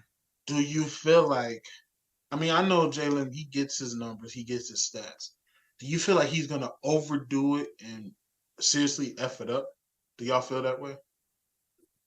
I feel like he's kind of relative to his role as being like the number 2 guy. Even though at some points during certain games or like certain times in the playoffs, where it kind of feels like he's the number 1 guy. I feel like he knows that he's the number 2 guy and he's gonna have to start playing like one. So I feel like he has to be like extremely like kind of selfish and kind of mess it up anyway. Yeah. I just hope not. Like, for Celtics fans' sake. Now, if he messes up, I'll be fine. I'll sleep perfectly at night. Yeah. I'm still gonna. Hey, I don't know, man. Mm-hmm. Like I said, so I'm gonna sleep with a big smile on my face when that goes. I'm gonna be happy. So fucking hilarious. Hey man, you can't be talking about shit when you be freezing up. I haven't seen you in a long time. Since I haven't seen you in a while. Yes, sir. Yes, sir. Beat LA. Hey man. That's all I wanted to tell you. Beat LA. You can't even talk no shit because you freeze like every 5 minutes. So shut up, little nigga. You be freezing every 5 minutes, so you can't talk no shit. Yeah, okay. Funny today. Mr. Funny today. Too. I miss you too, man. I love you too, bro. All right, it's all good. So, well, there's that fire we were looking for. All right, you guys. So I guess Paul George and Stephen A had a conversation about the injury debacle. I didn't see it. Heated. So what happened there? Can anybody fill me in? I saw Stephen A's part this morning, actually, that we speak on it. He played clips of what Paul George and what's the actor name? Jackie Long was saying. I guess Jackie Long was pretty much saying, like, talking shit, saying, who is Stephen A to talk about basketball? Never has he played basketball, this, has he done this, and has he done that? And pretty much Stephen A just went down his resume saying, look, I've been calling this since y'all was babies. I don't have to play the sports. I've learned it from his mentors, this and that. I advise y'all to go watch what he said. He gonna play what they was talking about. Does Paul George have every right to defend his teammate? Yes, of course. I get that. They teammates, they boys, they have a personal relationship. Yes. All he did was give his opinion, which is what we're doing, like we all do. I mean, like I said before, Jay Will, I don't know your history with sports. Andre, I don't know your sports. Isaiah, I know you told me a little bit about yours. I play park basketball, but I know my basketball knowledge. Now, football, I go back and forth, tit for tat with y'all all day. Yes, I played the game. I've watched this, I watched that. But it doesn't give him a right to call out somebody who has been really doing this for 30 years. You haven't played the game. He pretty much said, listen, what makes you haven't played the game either, so what makes you think I can't talk basketball? He kind of has some solid points, though. But if y'all get a chance, watch the show. He kind of like has some solid points. I just feel like Paul George was standing out that one part. He was just defending Kawhi. But the other dude, he kind of like took it to a whole nother level, calling out Stephen A. Smith. That's where Stephen A. Smith got mad towards the end. You're going to see it. So I feel like, he was like I would defend one of y'all. Of course, y'all my partners. I'm going to defend y'all no matter what. I don't care if you're right or wrong. Now, when we get in that car, hey, nigga, you was wrong. But I may embarrass myself on camera and say, "Nah, Dre was this. Nah, Isaiah was that." I'm gonna go hard for you, but when we get in the car, I say, "Hey, nigga, you were wrong." But that's just me. But like I said, he had every right to defend his teammate. I feel like, but as far as like that goes, all he was just pretty much saying, look, y'all could have called me. We could have talked about this, but I just feel like, just to get some attention since they started that podcast, pretty much. Yeah, I think it's just more so like Stephen A's been doing this. He's been in the game for like how long now? ESPN. Long Like time. this is what he does. This is what journalists do. We sit here, we Mhm. critique players, whether it's good, critique whether it's bad. You know what I mean? So like, Right. like you said, I understand Paul George defending him, but Mhm. that doesn't mean that one Stephen A is wrong. I didn't even Right. watch the podcast either with like the responses or whatever, so I can't say whether he's wrong or right. But that doesn't mean he's wrong. Or two, that doesn't mean he's just like crossing a border. You know what I mean? It's not like he's sitting over here saying Kawhi is like the worst player because he has injury issues. Stephen A. Smith knows Kawhi is a great player, but Right. Stephen kind of like just like you said, availability is the best ability you got to have in certain places. So I don't think there's like a wrong to a side. I think it's just more so like just a disagreement. You can disagree. Go about your day. I don't think it was that big of a deal. Or to take shots at Stephen A. Smith, like, you've never played basketball. Like, I think people forget Stephen A. played college basketball. You know what I mean? Like, I forgot who he played for. I think it was like Winston-Salem, some HBCU. Winston-Salem. Mhm. Yeah. So like he has some experience in basketball. It's not like he's just never played high school, college, But even if so, the man really does his research. Now, like I said, I respect Stephen A. Smith. He's the reason why I want to do podcasts and stuff like that. He has inspired me, not just because he's a New Yorker, but just the fact that he talks to owners, he talks to coaches, he talks to players, he talks to people in the organization. So he pretty much knows, the facts of everything. So that's what I'm saying. He does his research. He does his job to a key. So that's why I'm like, maybe he got something. He know, I'll be looking at him like, damn, does he know something we don't know? Because he really does. Like you said, he's talked to these owners. He's like, he's in there like swimwear. So I give him that. And that's what separates him from a lot of other announcers and journalists. Like, Right. He's willing to spend countless days and hours. If he's got to stay up 3 days in a row to figure out who you are and all that, he's gonna do it. Yeah, I remember he had to beat Kwame Brown or whatever. He called him out, and then Stephen A. like the next day on his little show, whatever, had like an 8-minute segment. It's just like his like low lights, and man, I was like, "What's going?" Man, Kwame Brown. that'd be great. I think that's like Kwame Brown. Gotta love that it. legend. Broke the news of the Lakers trading Kwame for Paul Gasol and everything else. Like, do you think it's like, who cares? They got rid of Kwame Brown. The brother. Yes. That's another thing about Stephen A. Smith. Like, I like the no filter aspect of it. You know what I mean? Like, Right. I like that. He's saying what he has to say. He's not, sugarcoating anything. He says what he has to say, whether he's wrong or right, and he leaves it be. And he'll argue with you about it too. Yeah, That's a fact, bro. That's a fact.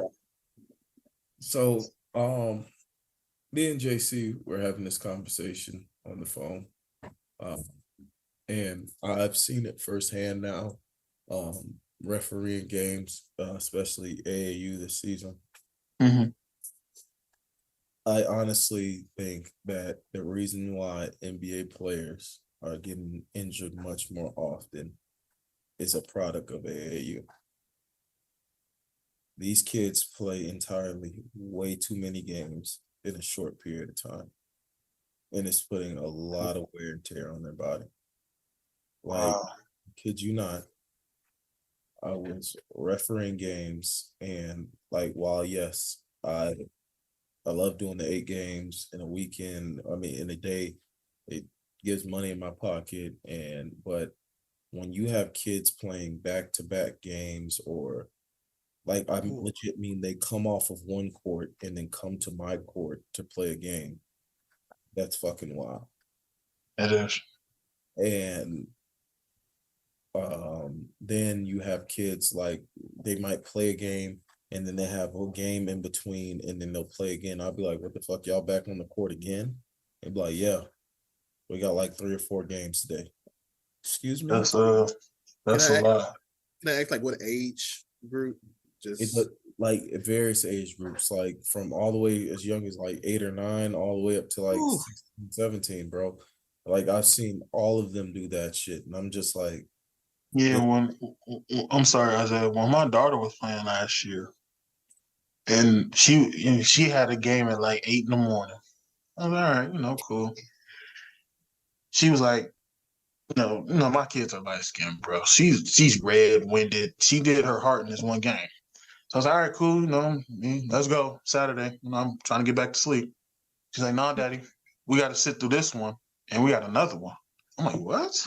Yeah. Like, no, what type of shit? Is this an all-day thing that I don't know about? Like, kid you not, like you said, bro, she played 3 games. And I'm even looking like, yo, and Jay Will, to answer your question, he's right. From 8 to even high schoolers. Yeah. And back in our day, high schoolers only played 1. So you got these kids playing 2. Like we might have played, like back when I was doing it, we might have played 2 games in a day. But like if we played at like 8 a.m., we weren't playing again until at least way after 12, like maybe 2 Right. after earliest. Mm-hmm. And to see these kids play like back to back to back to back like that, and I'm just like, that made me tired. Exactly. So we're talking about that. Like if you're doing like some of these kids do like 10 tournaments in a summertime. So that's if you're crazy. thinking about like, let's just say 5 games, 5, 6 games per tournament at minimum, that is 60 fucking games in a like 3-month period. That's a long time.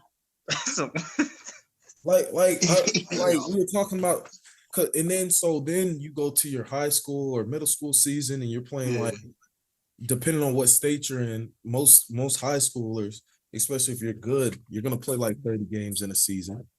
So at that point, you played more games in the NBA season in a shorter time frame.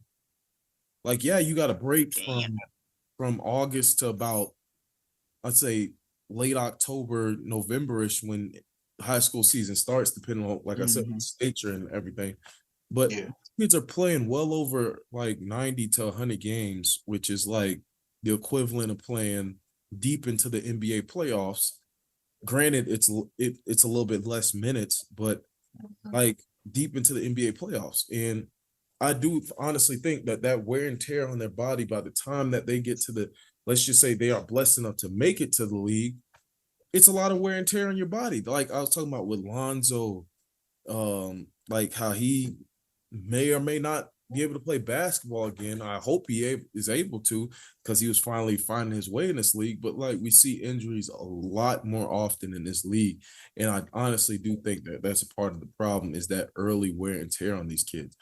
Like you shouldn't need 20 different tournaments to evaluate a kid. You know what I'm saying? They shouldn't have to play 10 games in a weekend for your evaluation purposes. Like you usually know off about 2 to 3 games if the kid is the real deal or not. Like off of refereeing some of the games, like you could tell which kid is the real deal or not. Like I'm like, okay, this kid he could do some damage. Like he could be really, he has some stuff that he might need to work on, but he could be really good. And then you'd be like, oh, okay, this team isn't, much. Like they got some good things that they can do, but they got a much longer road than X, Y, and Z. And who knows, you know what I'm saying?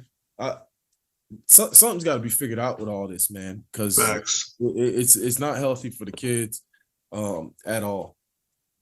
But I'm sorry, y'all. I don't mean to interrupt y'all. I feel like, and I hate to say that about Lonzo, I respect him. I don't think his knee is gonna ever be the same, because he just, even like you said, Isaiah, with that, and then his work ethic off the court as well. Him tearing his knee up, and I'm glad you brought that up, because I think they started doing this around 05, 04, 05 and stuff like that. And perfect example of why Brandon Roy never made it, because I remember in an interview, his auntie or something like that, this was like maybe 7 years ago or something like that, I remember she was saying like, he would wake up every weekend when he was in school. He would play like 4 games on a Saturday and then be back on Sunday to play 3 more from the fall season. And then, he'd do summer league. He'll then going back, be ready for school in the fall. And then by the time college came, he was pretty much like, body was already there. And then when he got to the Blazers, it just didn't work for him. Yeah, that's another thing I forgot. Kids are playing summer league to get integrated with their high school team on top of the AAU shit. Like during the week, you'll be playing summer league games and then go on the weekend and go play with your AAU team. Exactly. You during summer league, you're gonna play another 20 games. So in the summer, you legit might play a fucking NBA season in the summer. I mean, see about us like a couple of years back. I worked for this company, basically like high school companies, and we had to cover like football, basketball, baseball, the basics, whatever. Mm-hmm. But basketball was more challenging because, like you said, in the summertime when they have all these AAU tournaments, that's where you kind of figure out, okay, who's some of the best players in the state, maybe like who's may play an important role, whatever.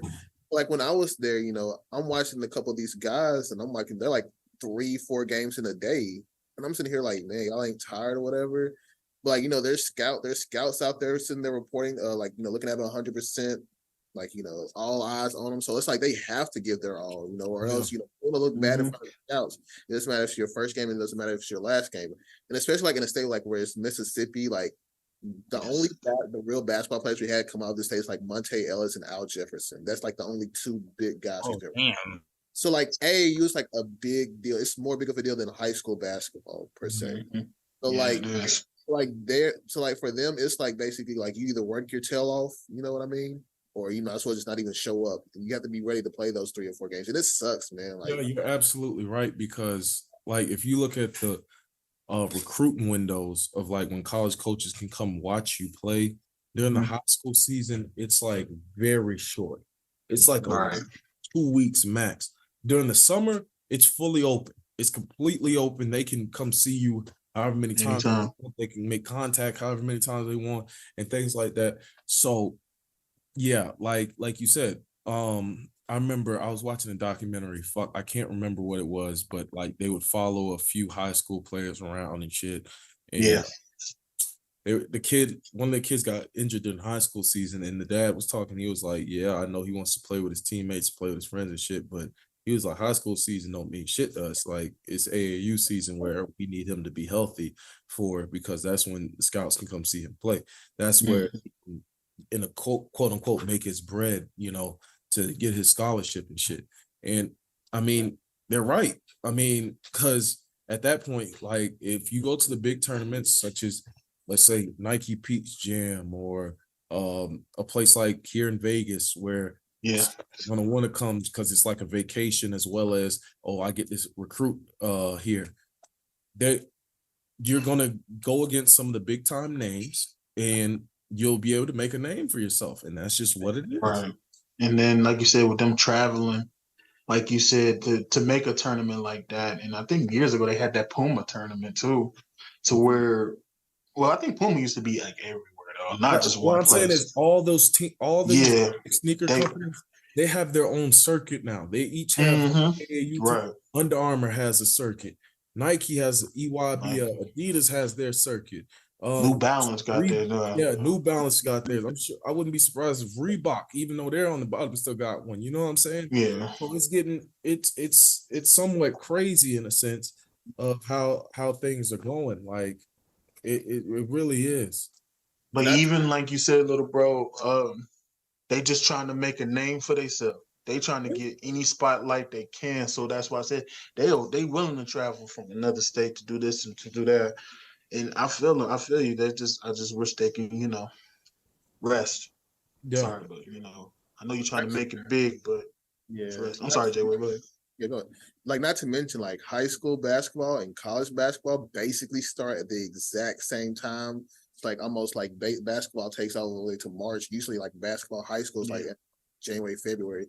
So like you don't have time for like these top coaches to come and visit you and watch you play because they're traveling, like, you know what I mean? So like like Isaiah said, it's a really, really small window.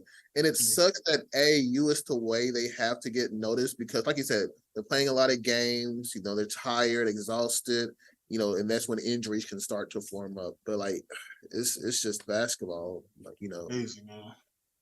Crazy.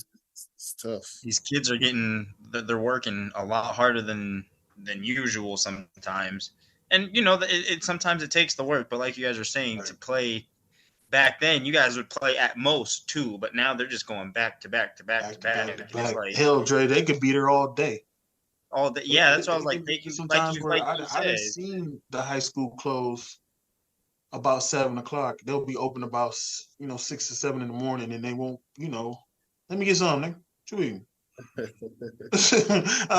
And then they won't leave till like 7 or 7:30 at night, and it's crazy. And Isaiah knows about what happened with my daughter, and even like I told her, like, you have to chill your body. I'm not one of them workaholic fathers, like, and then you gotta remember who the parents. Some of these kids push their kids to,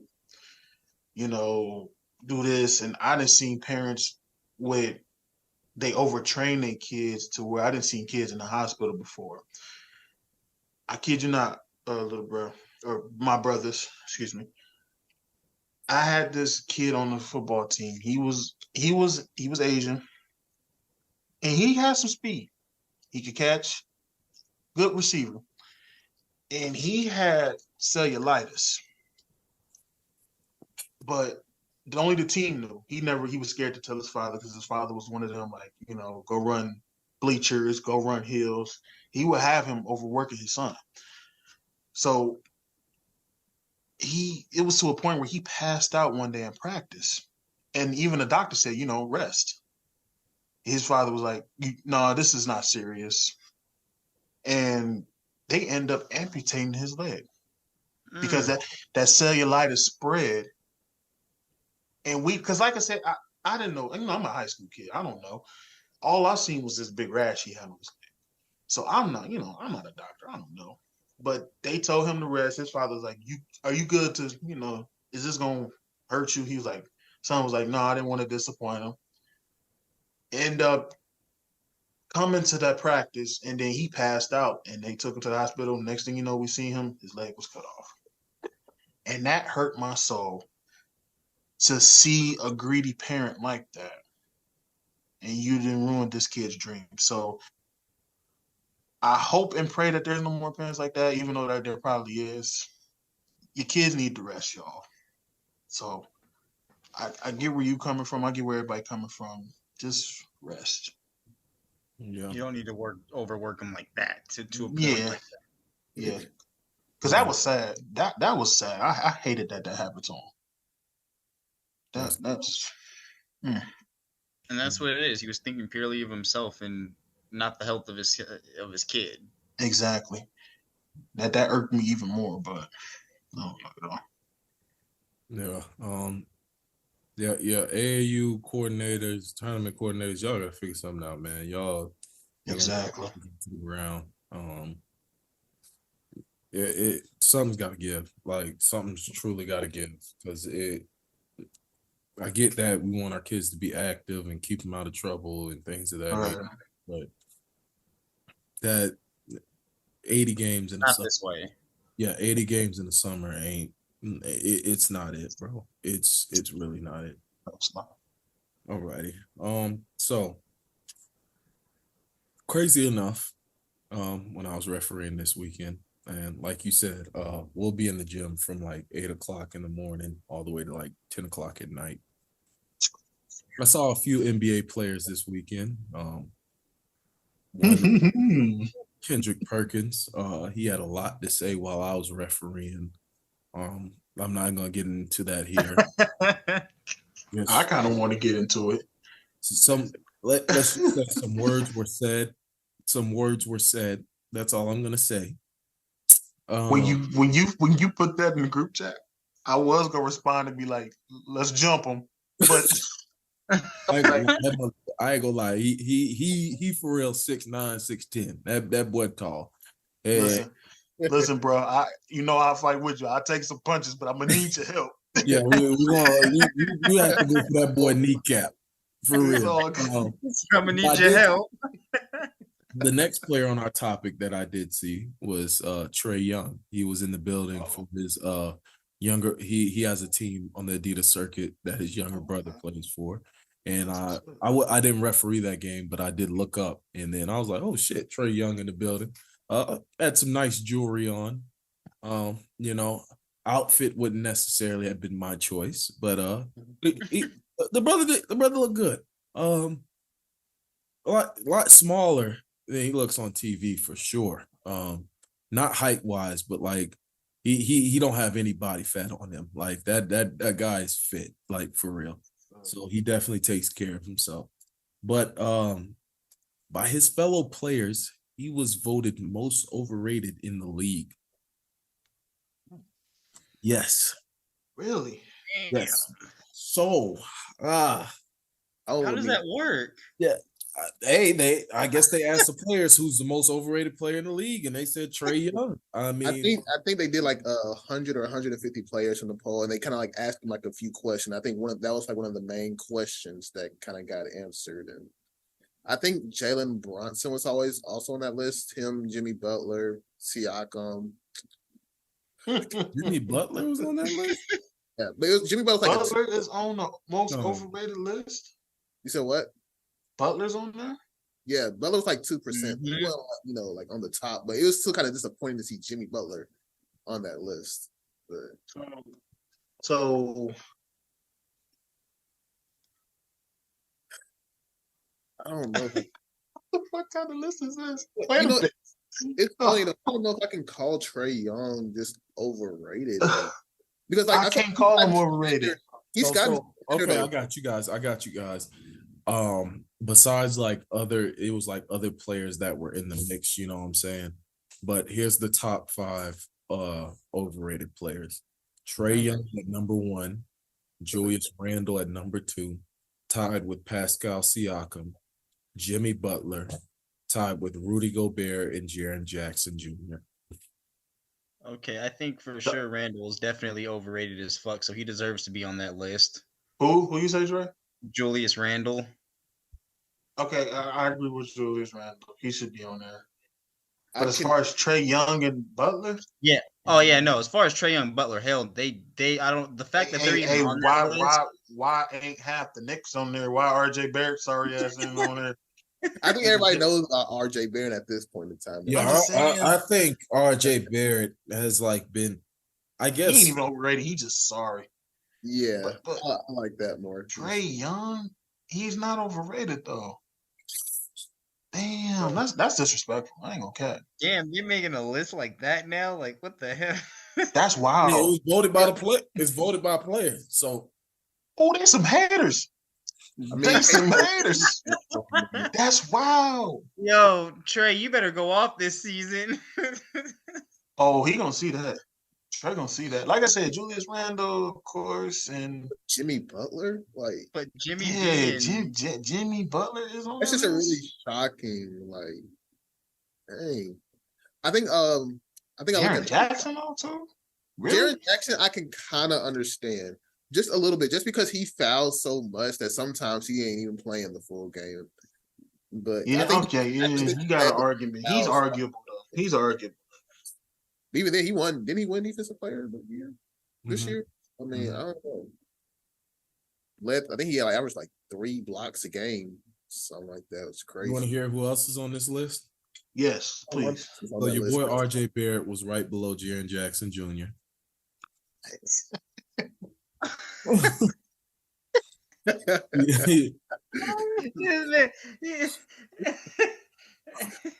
Dylan Brooks.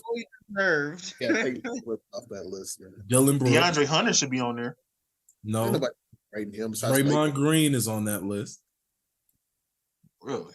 He is kind of hated toward some people, so I'm not that surprised. They can create a little bias. But wait a minute, hold on. DeAndre Hunter is not on there, but he's really overrated though. Who's overrated? Damian Lillard is on the list. Dame is on that? Mm-hmm. All right. I gotta log off. Yeah. That's fucked up. I'm out. Chris Paul is on the list. Chris Paul? Okay, no Well, comment. Still No comment on unbananas. Paul. He's old. Damn. And Austin Reeves is on that list. What the? Disrespectful. How? Like that? How? Oh, That nigga was pretty much the third best option on the Lakers. He so kind of staged all season at one point. What? That's what I'm saying. so the other like because other makes up 31.5%. So other includes DeAndre Ayton, Bradley Beal, Patrick Beverly, Devin Booker, DeMar DeRozan, the Grizzlies as a whole, Tyrese Halliburton, Tobias Harris, Killian Hayes, Zach LaVine, Donovan Mitchell, Trey Murphy III, What the fuck is that? Trent Murphy The hell the is third. that? Tristan Thompson, Preston Nicola- Thompson didn't even play this year. That like, that shit don't even make no sense. He didn't Nikolai even play Jokic, this year. Grant Williams, and Zion Williamson each received 1 vote. Them niggas didn't even play this year. That's what Yeah, I don't even understand why Tristan Thompson is on that list. Like Christian didn't even touch the court to the playoffs. niggas have been saying he was garbage. Like what the hell? What type of shit? Logically, some of Wait, these just. I'm just the thing that's really bothering me about that list, other than the Trae Young one, is Austin Reeves. Like what? What? Who was making? I think it's because like how some Laker fans honestly do somewhat. You know how Laker fans can get. Like we know how they can get. Even as I say this as a Laker fan, they were being a bit delusional with Austin Reeves. Mhm. And for a third option, he did get a lot of coverage this playoffs. I'm not gonna lie. So I guess that's why some players might feel he's overrated. But the names such as hold on, names such as Killian Hayes, nigga, I didn't even think anybody overrated this man. Well, he's got nothing but like slander the entire year. Like people are calling him like the worst active basketball player in the league. Like, That's what I'm Does saying. he even still play? Does he play for the Pistons still? Where is he at? Yeah, he backs up. I think when Cade. He backs up Cade Cunningham. So, but like, I mean, I don't hear anybody hype up. Like, I'm not seeing any Killian Hayes highlight tapes on YouTube. Right. Who in the world is watching Detroit? And first of all, who is Troy Murphy III? Who is that? Trent honestly, Murphy though, the Trey third? Murphy III, he plays for the Pelicans, if I'm not mistaken. Yeah, like New some Orleans. teams like rat them like their other teammate out. Oh, Like, he teammates with the OnlyFans baby daddy dude. Okay. Oh. At least he's been up the spotlight for a good month at least. We'll Wait, say that one more time. been up the spotlight for at least a month now, so we'll give Zion a little credit because it's always something with him, but he's been a little quiet. Yeah, you need to be quiet. I'm just trying to lift the black man up at this point because it's been a while. Well, all for him. So Who's your basketball team, Jay Will? Chicago Bulls, poverty. Zach LaVine was on that list. Zach LaVine is I can agree with that. DeRozan I can't go with. LaVine. Wait, whoa. Zach is not. I don't think Zach overrated. Zach to me doesn't fit Chicago. Like he can go. Like it's like really no need for Zach LaVine to be here. He's just not what the team really just needs at the moment. You know what I mean? He kind of is holding the Bulls back. I ain't gonna lie. But like, it's also like a side of me that's saying that because I just want us to scrape this team and just start over, honestly. But How many times y'all gonna start over? every time we start over, we don't do it correctly. We just draft people like Wendell Carter and then Denzel back in time. So I don't know, but Wendell Carter. And no disrespect, he said the lonesome Orlando Magic Wendell Carter. Wow. But no, that's just crazy because I was a big fan of Wendell when he came out. I'm just very disappointed that they keep bouncing him from team to team. Like, give him a stable home. I guarantee you. I'm not gonna lie. I feel like Chicago kind of failed him. Honestly, They like, you know, I can't just always just blame 100% on the organization, but like at that time period, like I think we was going through like Jim Boland was head coach and he wasn't really supposed to be coach. We just didn't want to pay for a better coach, which was like the most like dumbest thing. Like I forgot who our coach was at the time we got fired, but Jim Boland was basically like the intern, like stepped up. And then he went like 13 and like 40, like to finish off the season. And we decided that was good enough to like rehire him when basically we were just he just stunk up the room. Like, yeah, we basically choked. Yeah. It was just a bad situation. I don't know if I can blame Wendell Carter on himself fully, but no, I mean, like I said, I can't blame Wendell because, like I said, the Bulls failed him. Because, like I said, he was really a promising center. He was. I really do blame the Bulls for that. So hold on, let me ask y'all this: if Trae Young isn't the most overrated player, who is? Y'all know who my Embiid. That fraud. Ding, ding, ding, ding, ding. That's right there. That was the first that was sitting on my mind since the podcast that started. Fraud in Philadelphia, most overrated player in the league, took over for his boyfriend Harden. Lucky JC ain't here to defend him. Yeah, that's. Who cares if he was here to defend him? Would have got roasted too. I'm gonna speak the truth that he won't speak. I'm JC for the day, nigga. I'm speaking the truth that he won't. Since you JC, can I get a raise for this show? You know what? Yeah, I'm approving all raises. You know what? I'm approving all raises. You don't have to deal with that when you get back with me. So hold on, wait. Since you JC, I want you to admit a few things, sir. I want you to admit that Trevor Lawrence is better than Justin Herbert. Oh, that's approved. Thank you.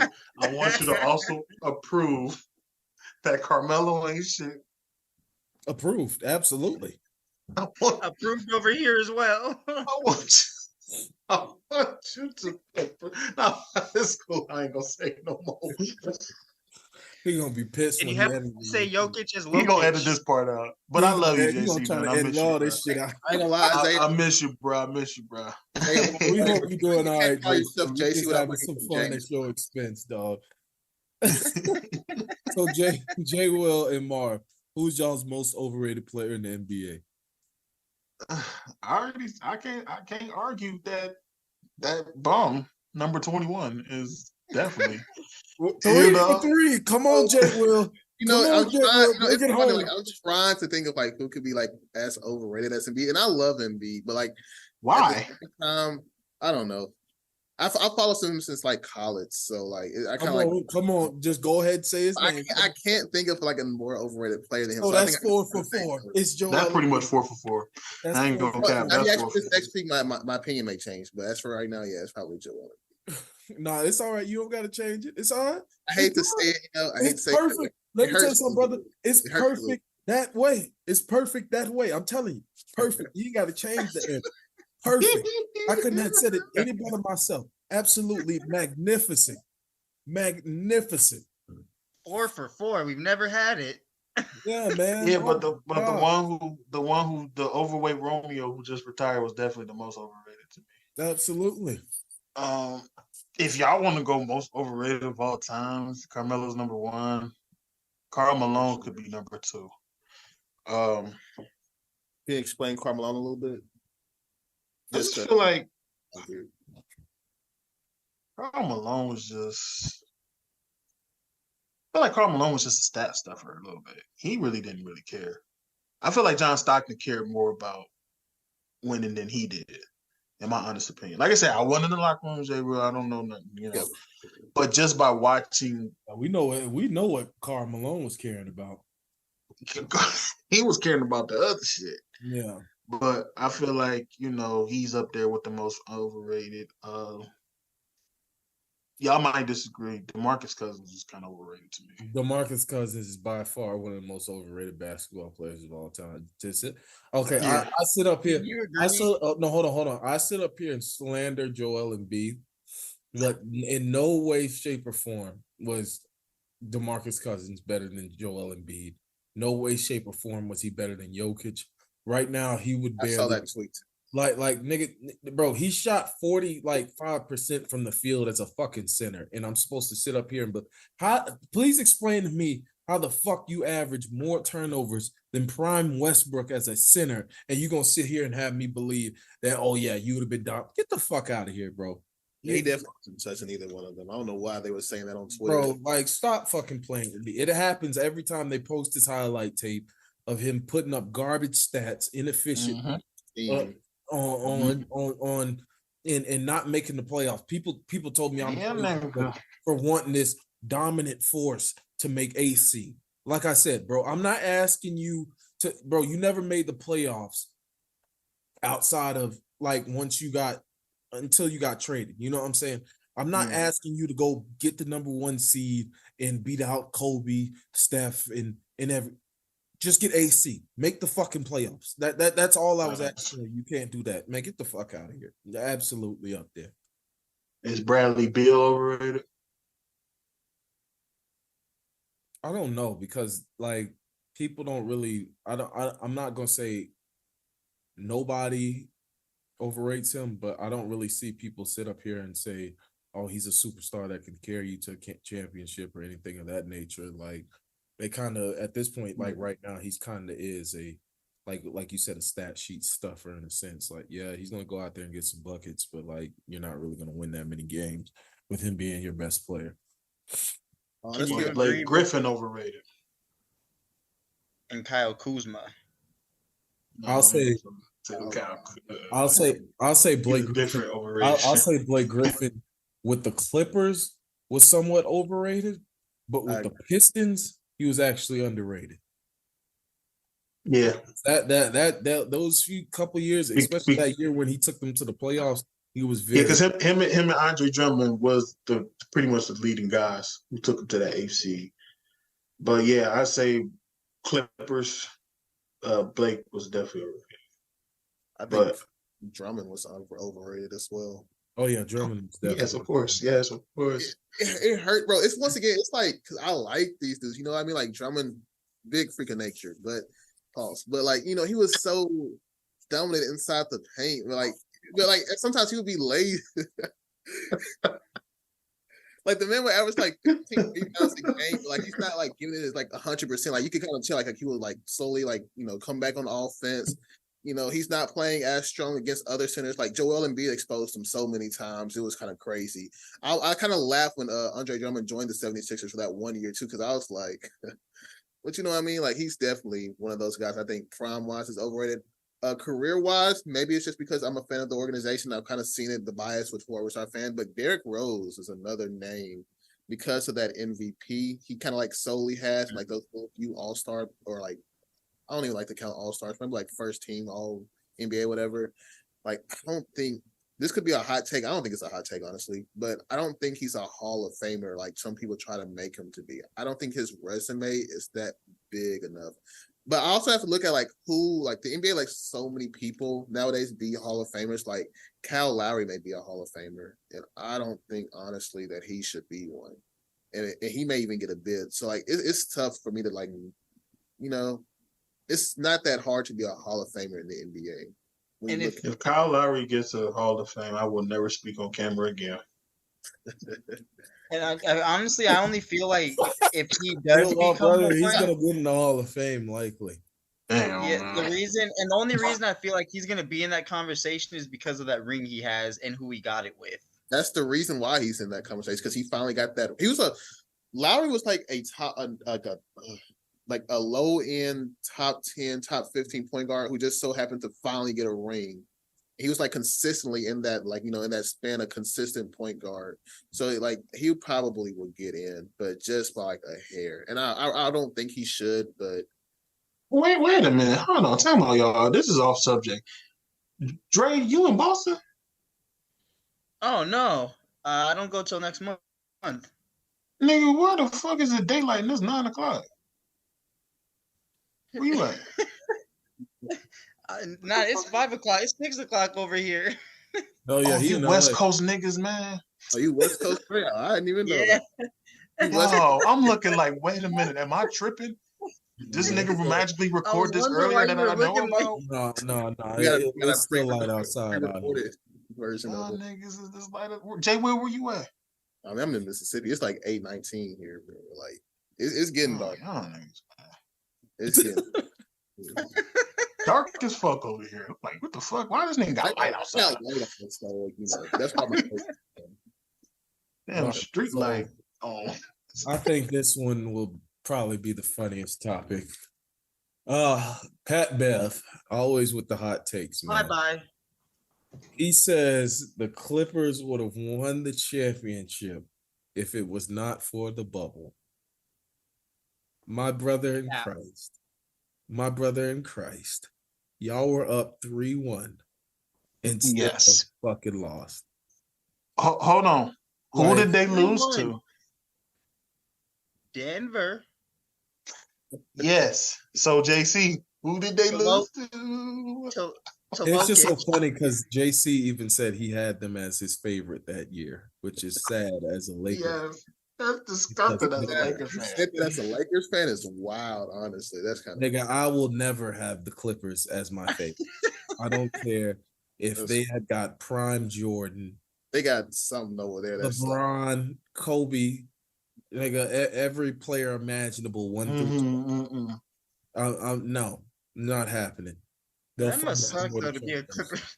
That must suck to be a Clippers fan. So and not Pat Bev, this is why you're in the position that you're in. Shut the hell up, get drug tested, and say no. You're an idiot, brother. You are an idiot, Pat Bev.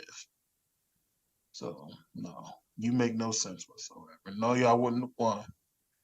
No. Maybe. Not even maybe. No. Hell no. Honestly, I was like that season. No. Like I was so sold on the Lakers winning that title, man. Like they were just so good. I just didn't even like before the bubble hit. Like they were still like the number 1 seed, I believe. So I mean, it's just the only reason why I said the Lakers was because of what happened in January. They were going to make that happen somehow, some way. So, do you think the Clippers? Hell, fucking no, the Clippers ain't had no chance. That's a joke right there. The Clippers. This nigga said the Clippers. The Clippers what? That must be so crazy to be a fan. I don't get it. Pat Bev. I don't get it either. My brother, yeah, it's been cooked. It's makes no sense. He cooking something. He better say no. The Clippers. I tell you what, such a long pause. I will say that was their best chance to win the championship. I will say that was their absolute best chance. I feel like they looked up with those 3 wins though, because Denver was really slowly figuring it out, and the Clippers ran out of gas, and there was no way in hell that the Clippers make the finals. Nah, fuck, buddy, buddy, no sir. Well, you saw what they did when they made their very first Western Conference final appearance. Exactly. Everyone blew them up. We about to do this. And they got stomped. Exactly. Shit. And they let go of Reggie Jackson. Clippers. You got anything to add? There's just one. There's a reason why they've gone 51 years without an NBA Finals appearance. Just keep your mouth shut, Pat Bev. Maybe you'll learn something. Ain't gonna learn nothing. Oh, but Pat Bev's an idiot. Yeah, Jay, I want to hear what you got to say, Jay. Shut up, Pat Bev. That's all. I mean, you basically said 100%, bro. Like, it's the Clippers, bro. Like, you could give them anybody, bro. They could be playing against a mosquito for all I care of, and they'll still find a way to lose it. So I mean, yes, they will. It's disappointing, but like you said, it's probably the best chance they had at winning it was that year, and we obviously saw what happened. So I mean, it's definitely not going to happen next year. I think we're all certain of that. No chance, 0, right? So honestly, I'm really interested to see what the future holds for them, because what are they going to do once next year they kind of see that it's not going to work? Do you hold on to Kawhi still and Paul George? Do you kind of scrape it? What do you what? It is Kawhi and Paul George doesn't seem to be working. Obviously, they can't get it together. They're not always healthy. Yeah, you're missing all these games. Clippers, I feel Yeah, like they're going the wrong direction. Because especially like when they got him like in what 2018, 2019, 2020, whenever, it was basically championship or bust. And obviously, you can kind of see what happened. Nothing happened. So And you pretty much costing that organization what they both get 50 something apiece, over 100 some million a year. It's time to break that up, man. yeah, and it's just like, and for me personally, with the Clippers, it's just like it's never of are they gonna make? It's never on my mind of are they gonna make the playoffs. What's always on my mind when the season starts is how long is Paul George and Kawhi gonna play before sitting out before getting hurt for the next 50 games? Come back for playoffs, play a game or two, and then sit out again. Like that's what's on my mind. How long before they get hurt? Nothing about the Clippers is on my mind. Fuck them. Okay, Fuck I the guess we all Clippers. think Pat Bev was rather unwise. Say no. No, yeah. Pat Bev's an idiot. Yeah. it's one of those. It's people like him that keeps us in the game to have something to talk about, to have something to laugh at this crazy ass world we're living in. Yes, he is something to laugh at, so I give him that. Yes, that's it. That's all Patrick Beverly is. It's just that weird uncle that's at the barbecue, drunk as hell, talking shit. It's like, hey, nigga, you stupid. That's all it pretty much is. It's just somebody to laugh at. So yeah, I get it, Pat. Thanks for making us laugh. I appreciate that. All right. So ESPN has made some demotions here recently. We saw that they let quite a few people go. Jalen Rose has been demoted. Jeff Van Gundy demoted. Mark Jackson demoted. Keyshawn Johnson demoted. What do you fellas think about this? Why didn't you demote Molly Quinn? She gets on my nerves. For real. It's With her like, okay. unsports answers. I'm wearing a tennis skirt tomorrow. What the fuck's that got to do with a Super Bowl? Bruh. I'm gonna make y'all more upset by telling y'all this. They're also maybe about to hire Colin Cowherd back as well. Are you serious? Damn. In reports. I don't know if that's worse or good. Like, what the fuck is going Hire on me. with ESPN? Hire me. Hire one of us. Honestly, I think the biggest loss when it comes to ESPN reporters is college football. Because, like, if you know what college game day is, they basically almost just wipe that slate clean. So, like, now you're bringing like a bunch of people who we don't really know. It's gonna kind of take like a lot of like the side out of it. It kind of sucks. And that's interesting you said that, Jay. Well, I think what's the boy name? I called him Brady Queer because I didn't like him because he was with the Browns. Brady Quinn. Yeah, Brady Queer. Brady Queer said the same thing about a week ago that they're gonna bring these new people in on college Saturdays who probably don't still know what they're talking about. So I'm interested to see what the hell's gonna happen with this. And not only like that, but like if you know who Lee Corso is, like the old guy who puts on like the Louis Corso. Like he missed a lot of games last year because of health. He's getting older. Like I think he's almost hitting like 85 to 90 range. Like he's an old guy. That's wild. I think he played for the Seminoles in like the 1960s, 50s. So like it's not even looking like he's going to be healthy to even be on that stage most of the year. So like Lee Corso is 87, bro. Damn. See what I mean? It's like you basically have Kirk Herbstreit. That's it. Because Todd McShay's not there anymore. He was a big focal point. It's basically just Kirk running the show. And that's not, it's funny. Like that's not the only thing I don't like from this news. Because I also heard that I love her first of all. Before I say this, Doris Burke is going to be like one of the main people covering the NBA Finals, and I love her as a sidelines reporter, but I do not want to hear her. I don't want to hear her as a commentator personally. I can't. I heard what's the girl from the NBA? Voice ass supposed to be doing NBA here. Didn't they get rid of the girl? What's the girl that do the NBA? You're not talking about Malika Andrews? Did they get rid of her too? Malik. They kept her. Why? Don't know why. Oh, that's the only thing is she's fine, but she's stupid too. But honestly, I think it fits the narrative of having a younger person on the show. It kind of like intrigues people. underage. Malika Andrews ain't nothing but a shit star. Yeah, I agree. I've seen all the clips. She's an idiot. Molly's an idiot, but they had somebody on First Take last week. What's the other black girl? Damn it. She's on Get Up before. What's her name? Kimberly. Is that her name Kimberly? Oh, that's not her. I don't think it's. I can't remember. I can see her. Candace? Not Candace. No, it's not Candace. Damn it! And I watch the show every day at 10. Who? I said, what show is it? She's on Get Up, and then sometimes she'll join them on First Take. Oh, I know who you're talking about. Trying to see if I can find the cast. Long hair, right? She got long hair.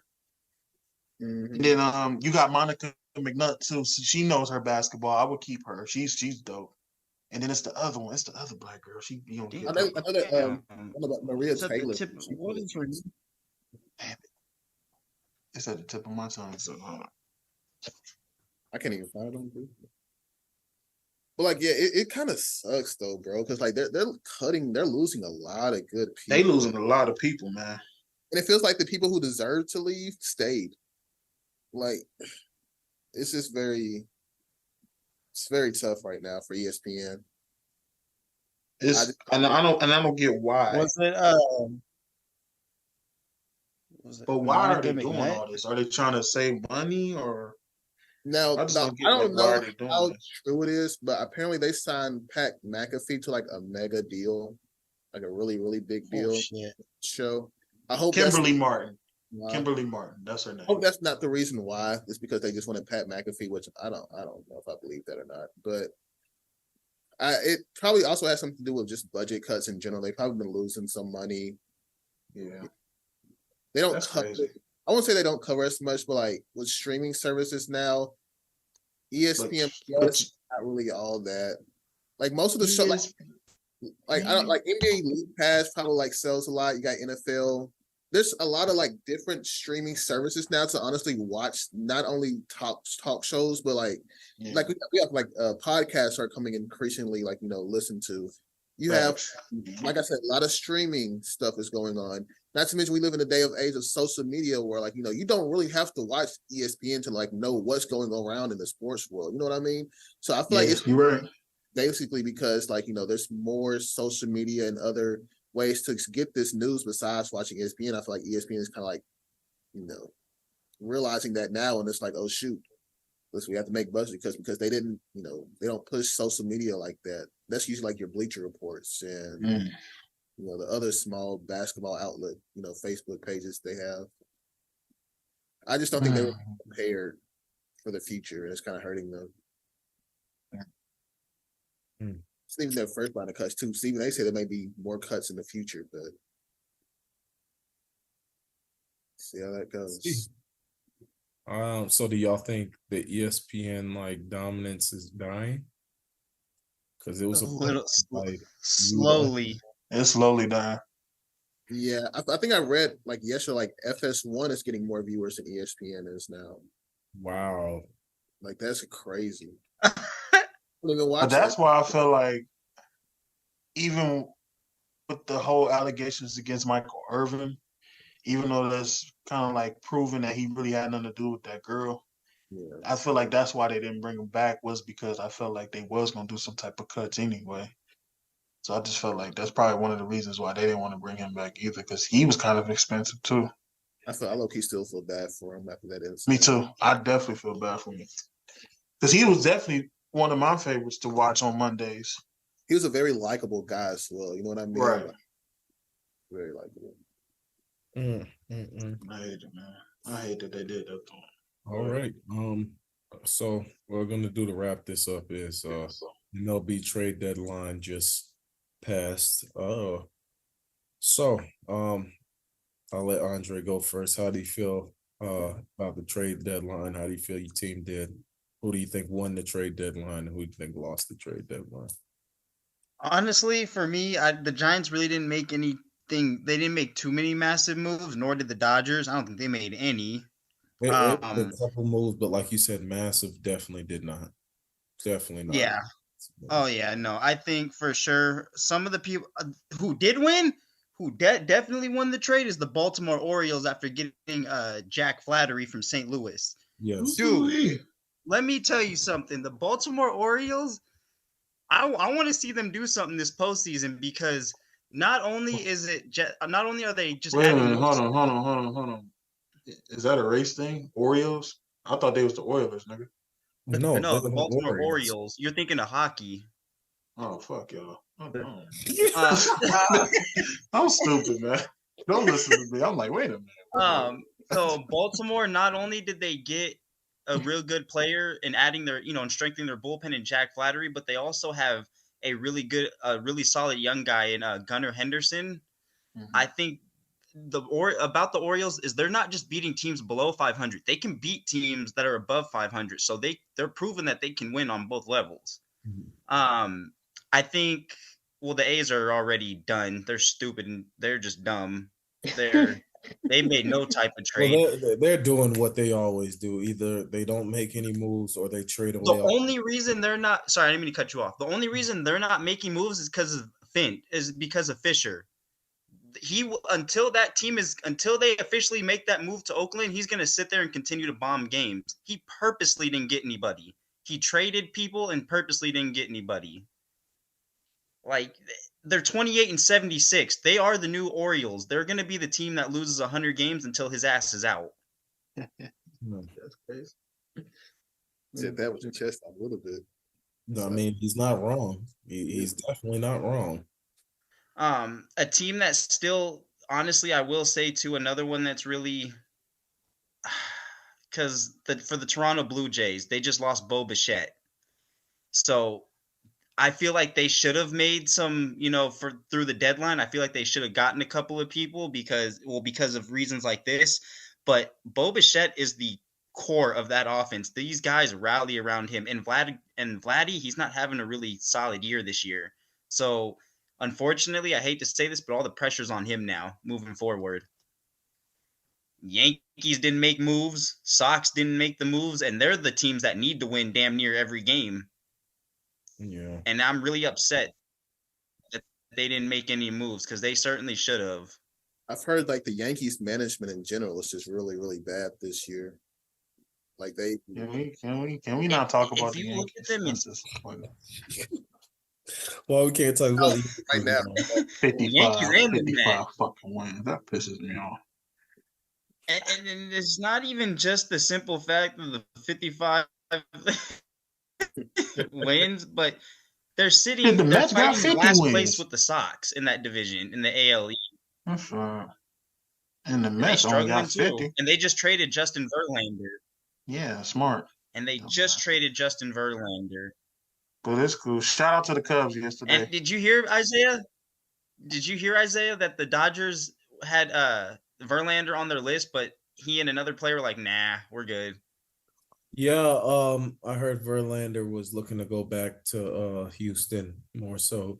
And then Erod wanted to stay close to his family in Detroit. I think he still has nightmares from Yasiel Puig taking him yard when he played for the Red Sox. So I think he's still afraid of Dodger Stadium.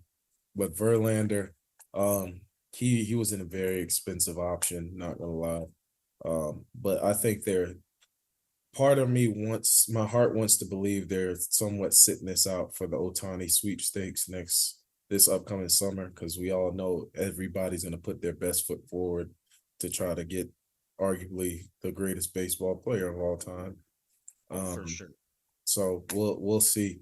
I did like getting Joe Kelly back. That's my guy. I don't think he should have ever been allowed to leave. I've always loved Joe Kelly. Lance Lynn had a decent showing last night, but I think he's just a Band-Aid until some of our guys can get back from IR, like Clayton, Tony Gonsolin, Julio Urias, these guys. But I did want to see a big time starting pitching name get added. I think it's Rosario. I do like him being as a right-handed bat, because we definitely needed some right-handed bats. I think even though we're one of the top 5 favorites to win the whole dance. Like this doesn't feel like I'm not nearly as confident as like other years, like prior to 2020, where like, okay, like we were talking about before the show started, that year against Houston, them fucking cheaters. When like I was confident. I was like, okay, this is really like damn near our year. This year, I'm like, could we make something shake and make something happen? Possibly. But I still believe like the Braves and the Rays, the Orioles are looking really good this year as well. Mm-hmm. But I just think the Braves really have the NL on lock right now. Like they're looking damn good. Like it's crazy. Like they arguably looking better than they did when they won the series. When they won that series, what was that? A couple years ago, the year before last. Years, yeah. So, I mean, and my bad. Personally, too, I think with Lance Lynn coming to the Dodgers, because he played for Chicago and he was very effective in Chicago. But like you said, he wasn't one of those guys because they just got rid of Lucas Giolito, Chicago. Yeah. They're stupid for that. They got rid of Lynn and he was the Band-Aid. But I feel like with him coming to LA, he's not going to feel as much pressure now. I feel like he's not feeling too pressured to do this, too pressured to. I think he's going to do just enough to help try to help your guys win. Real quick, a team that I want to talk about because he's a fan on this show. Jay Will, man, I'm sorry, but your Cardinals, man, they are 10th place in standings. Listen, they have. I hate. There's still a few more months to postseason, but they have to like the Yankees and Sox. They have to win out. They're cooked, man. I'm sorry. It's just like we can't consistently win. I'm kind of like, it's like this is like my first like full year of like watching baseball, paying attention, close attention. So like because I'm a fan of so many poverty franchises, I've kind of gotten used to the feeling of not making it to the postseason, which sucks because the Cardinals have like a good line, making it in a few championships. But I think I'll be all right for baseball. That nigga said, I think the biggest I'm a fan of these sad ass franchises. That's pretty much what you said. Basically, I will say the pain. So the thing is too about St. Louis is it's not even their offense.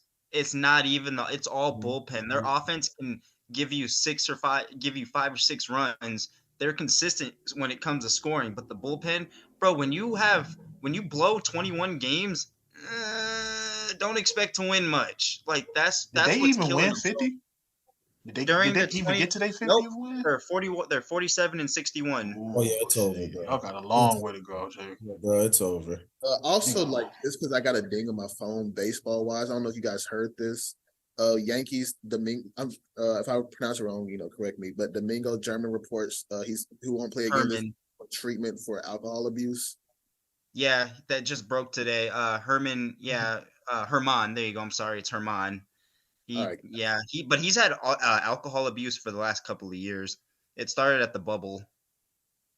I think it kind of sucks, but at the same time, I'm happy he getting treatment for something like that. Mm-hmm. Yeah, at the end of the day, what we always say on this show, like, do what you have to do on the field, but when it comes to your health, that's the most important thing. Yeah, but why he had to be on the Yankees though? God damn. We're trying to make some noise, bro. But I feel it though. I feel what you're saying, Trey. Yeah, just get your act together, and hopefully, you can come back. So. And Isaiah, real quick, I want to ask you, because I asked you a few months ago, and you chose the Minnesota Twins. Are you still feeling like they can pull that division out, or do you think the Guardians are starting to get up there? Well, what's the standings look like? I haven't been looking at their division. I've been over there worried about the Dodgers and what the fuck is going on. Twins, I think the Twins is up like 2 games. Yeah, they're Cleveland. Because the Guardians only got 53 wins.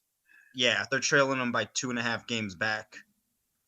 So that division is very much up in the air between those two, though. So who is it? So that means the Guardians number 3? The Detroit Tigers at 48-60. White Sox. Detroit Tigers. The Chicago White Sox 43-65, and the Kansas City Royals 33-75. Yeah, that shit is between Minnesota and fucking Cleveland. Yeah. I'm gonna stick with my gut here and Original. go with the Twins.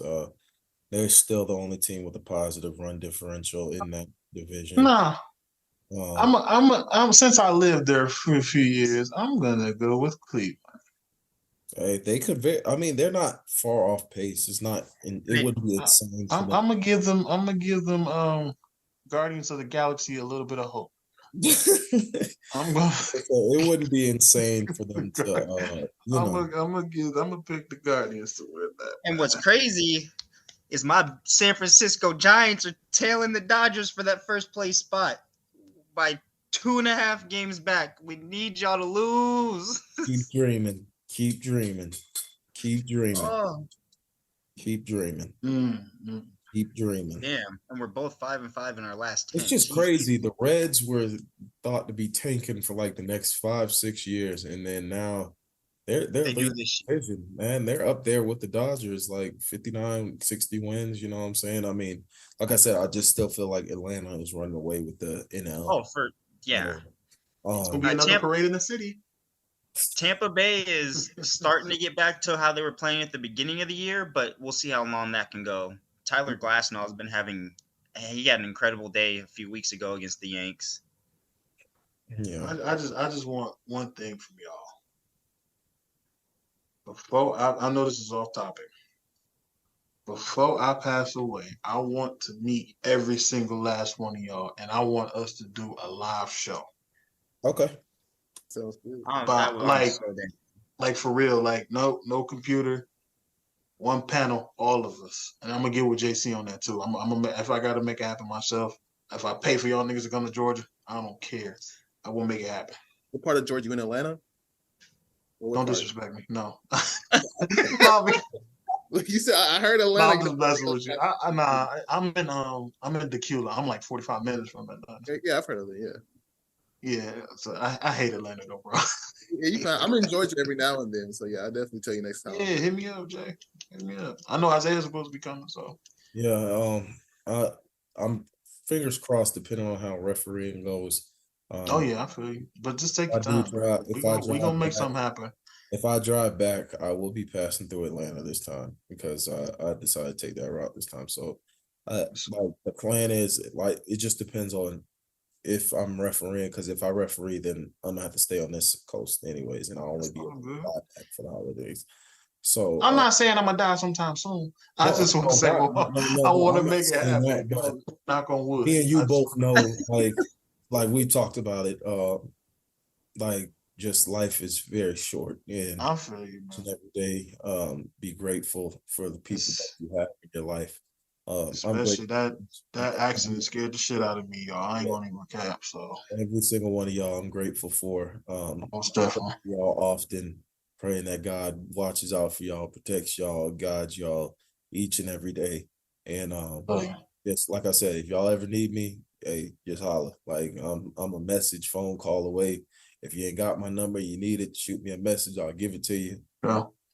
My phone line damn near always open. If I don't I'll call you right back. And really quick, I just want to add in, I won't make it too long, but anyone who's watching this show right now or later, if you have a goal or a dream, you keep pushing. Don't let anyone stop you or from achieving what you're going to do. Remember, the only person that can stop you is you.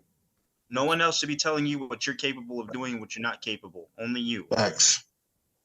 Just remember, y'all, that finish line, just as long as you make it to that finish line. The journey is what makes it more beautiful. This is true. Jay, well, I'm proud of you, man. I'm really proud of you, bro. I'm happy that you're gonna be doing some good things at Ole Miss. I look forward to it. Like I tell Isaiah all the time, I look forward to seeing each and every one of my brothers do it. Of course. I guess Ole Miss is all right. Wish you would have chosen this nigga.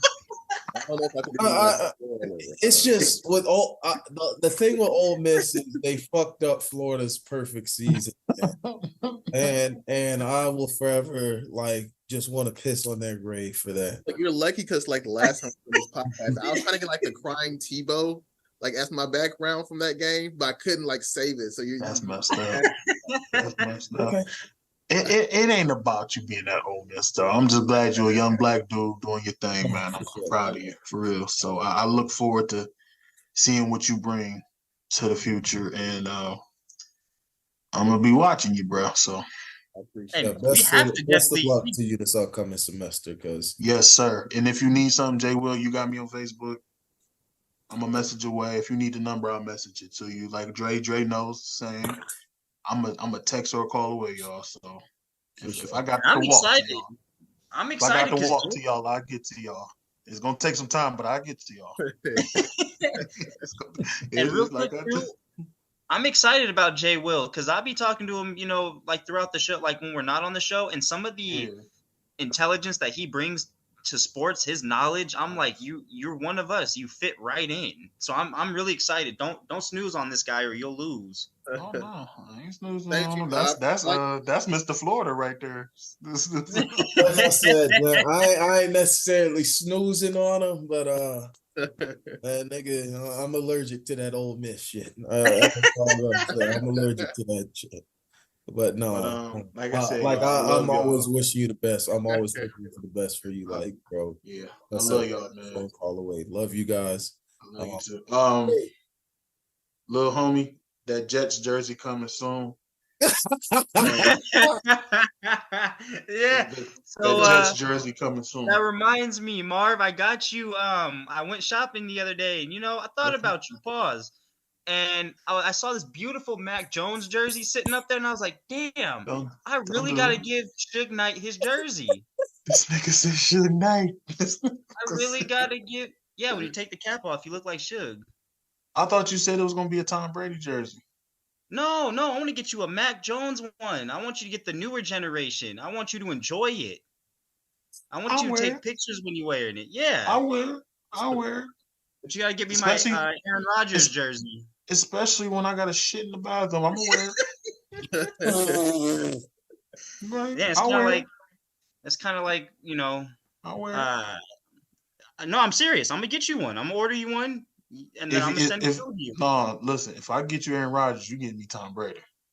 All right, fine. That's a fair deal. Bet. Fair deal. Got you, little bro. Get you Joel Embiid too. No, you better send that to the West Coast, bro, because I ain't no Joel Embiid gonna get war over here. Send that. Yeah, you know what? No, you're right. You can give me a Joel Embiid jersey because the winter is coming up, and I need something to throw in the fire pit. So, yeah, it's pretty flammable. So, go ahead, go ahead, brother. I'll definitely throw that up in there to keep the house warm. I'm done with y'all, man. All right. Hey, I love y'all, man. Y'all hit me up. Any final words, gentlemen, before we go ahead and log off and I'm done being the Lakers today?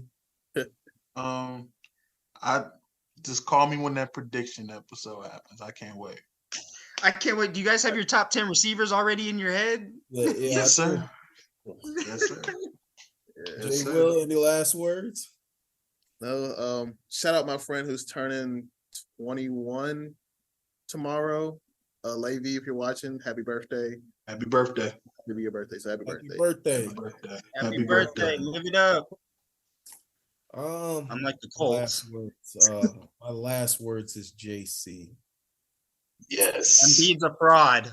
You can't be JC without talking about Harden.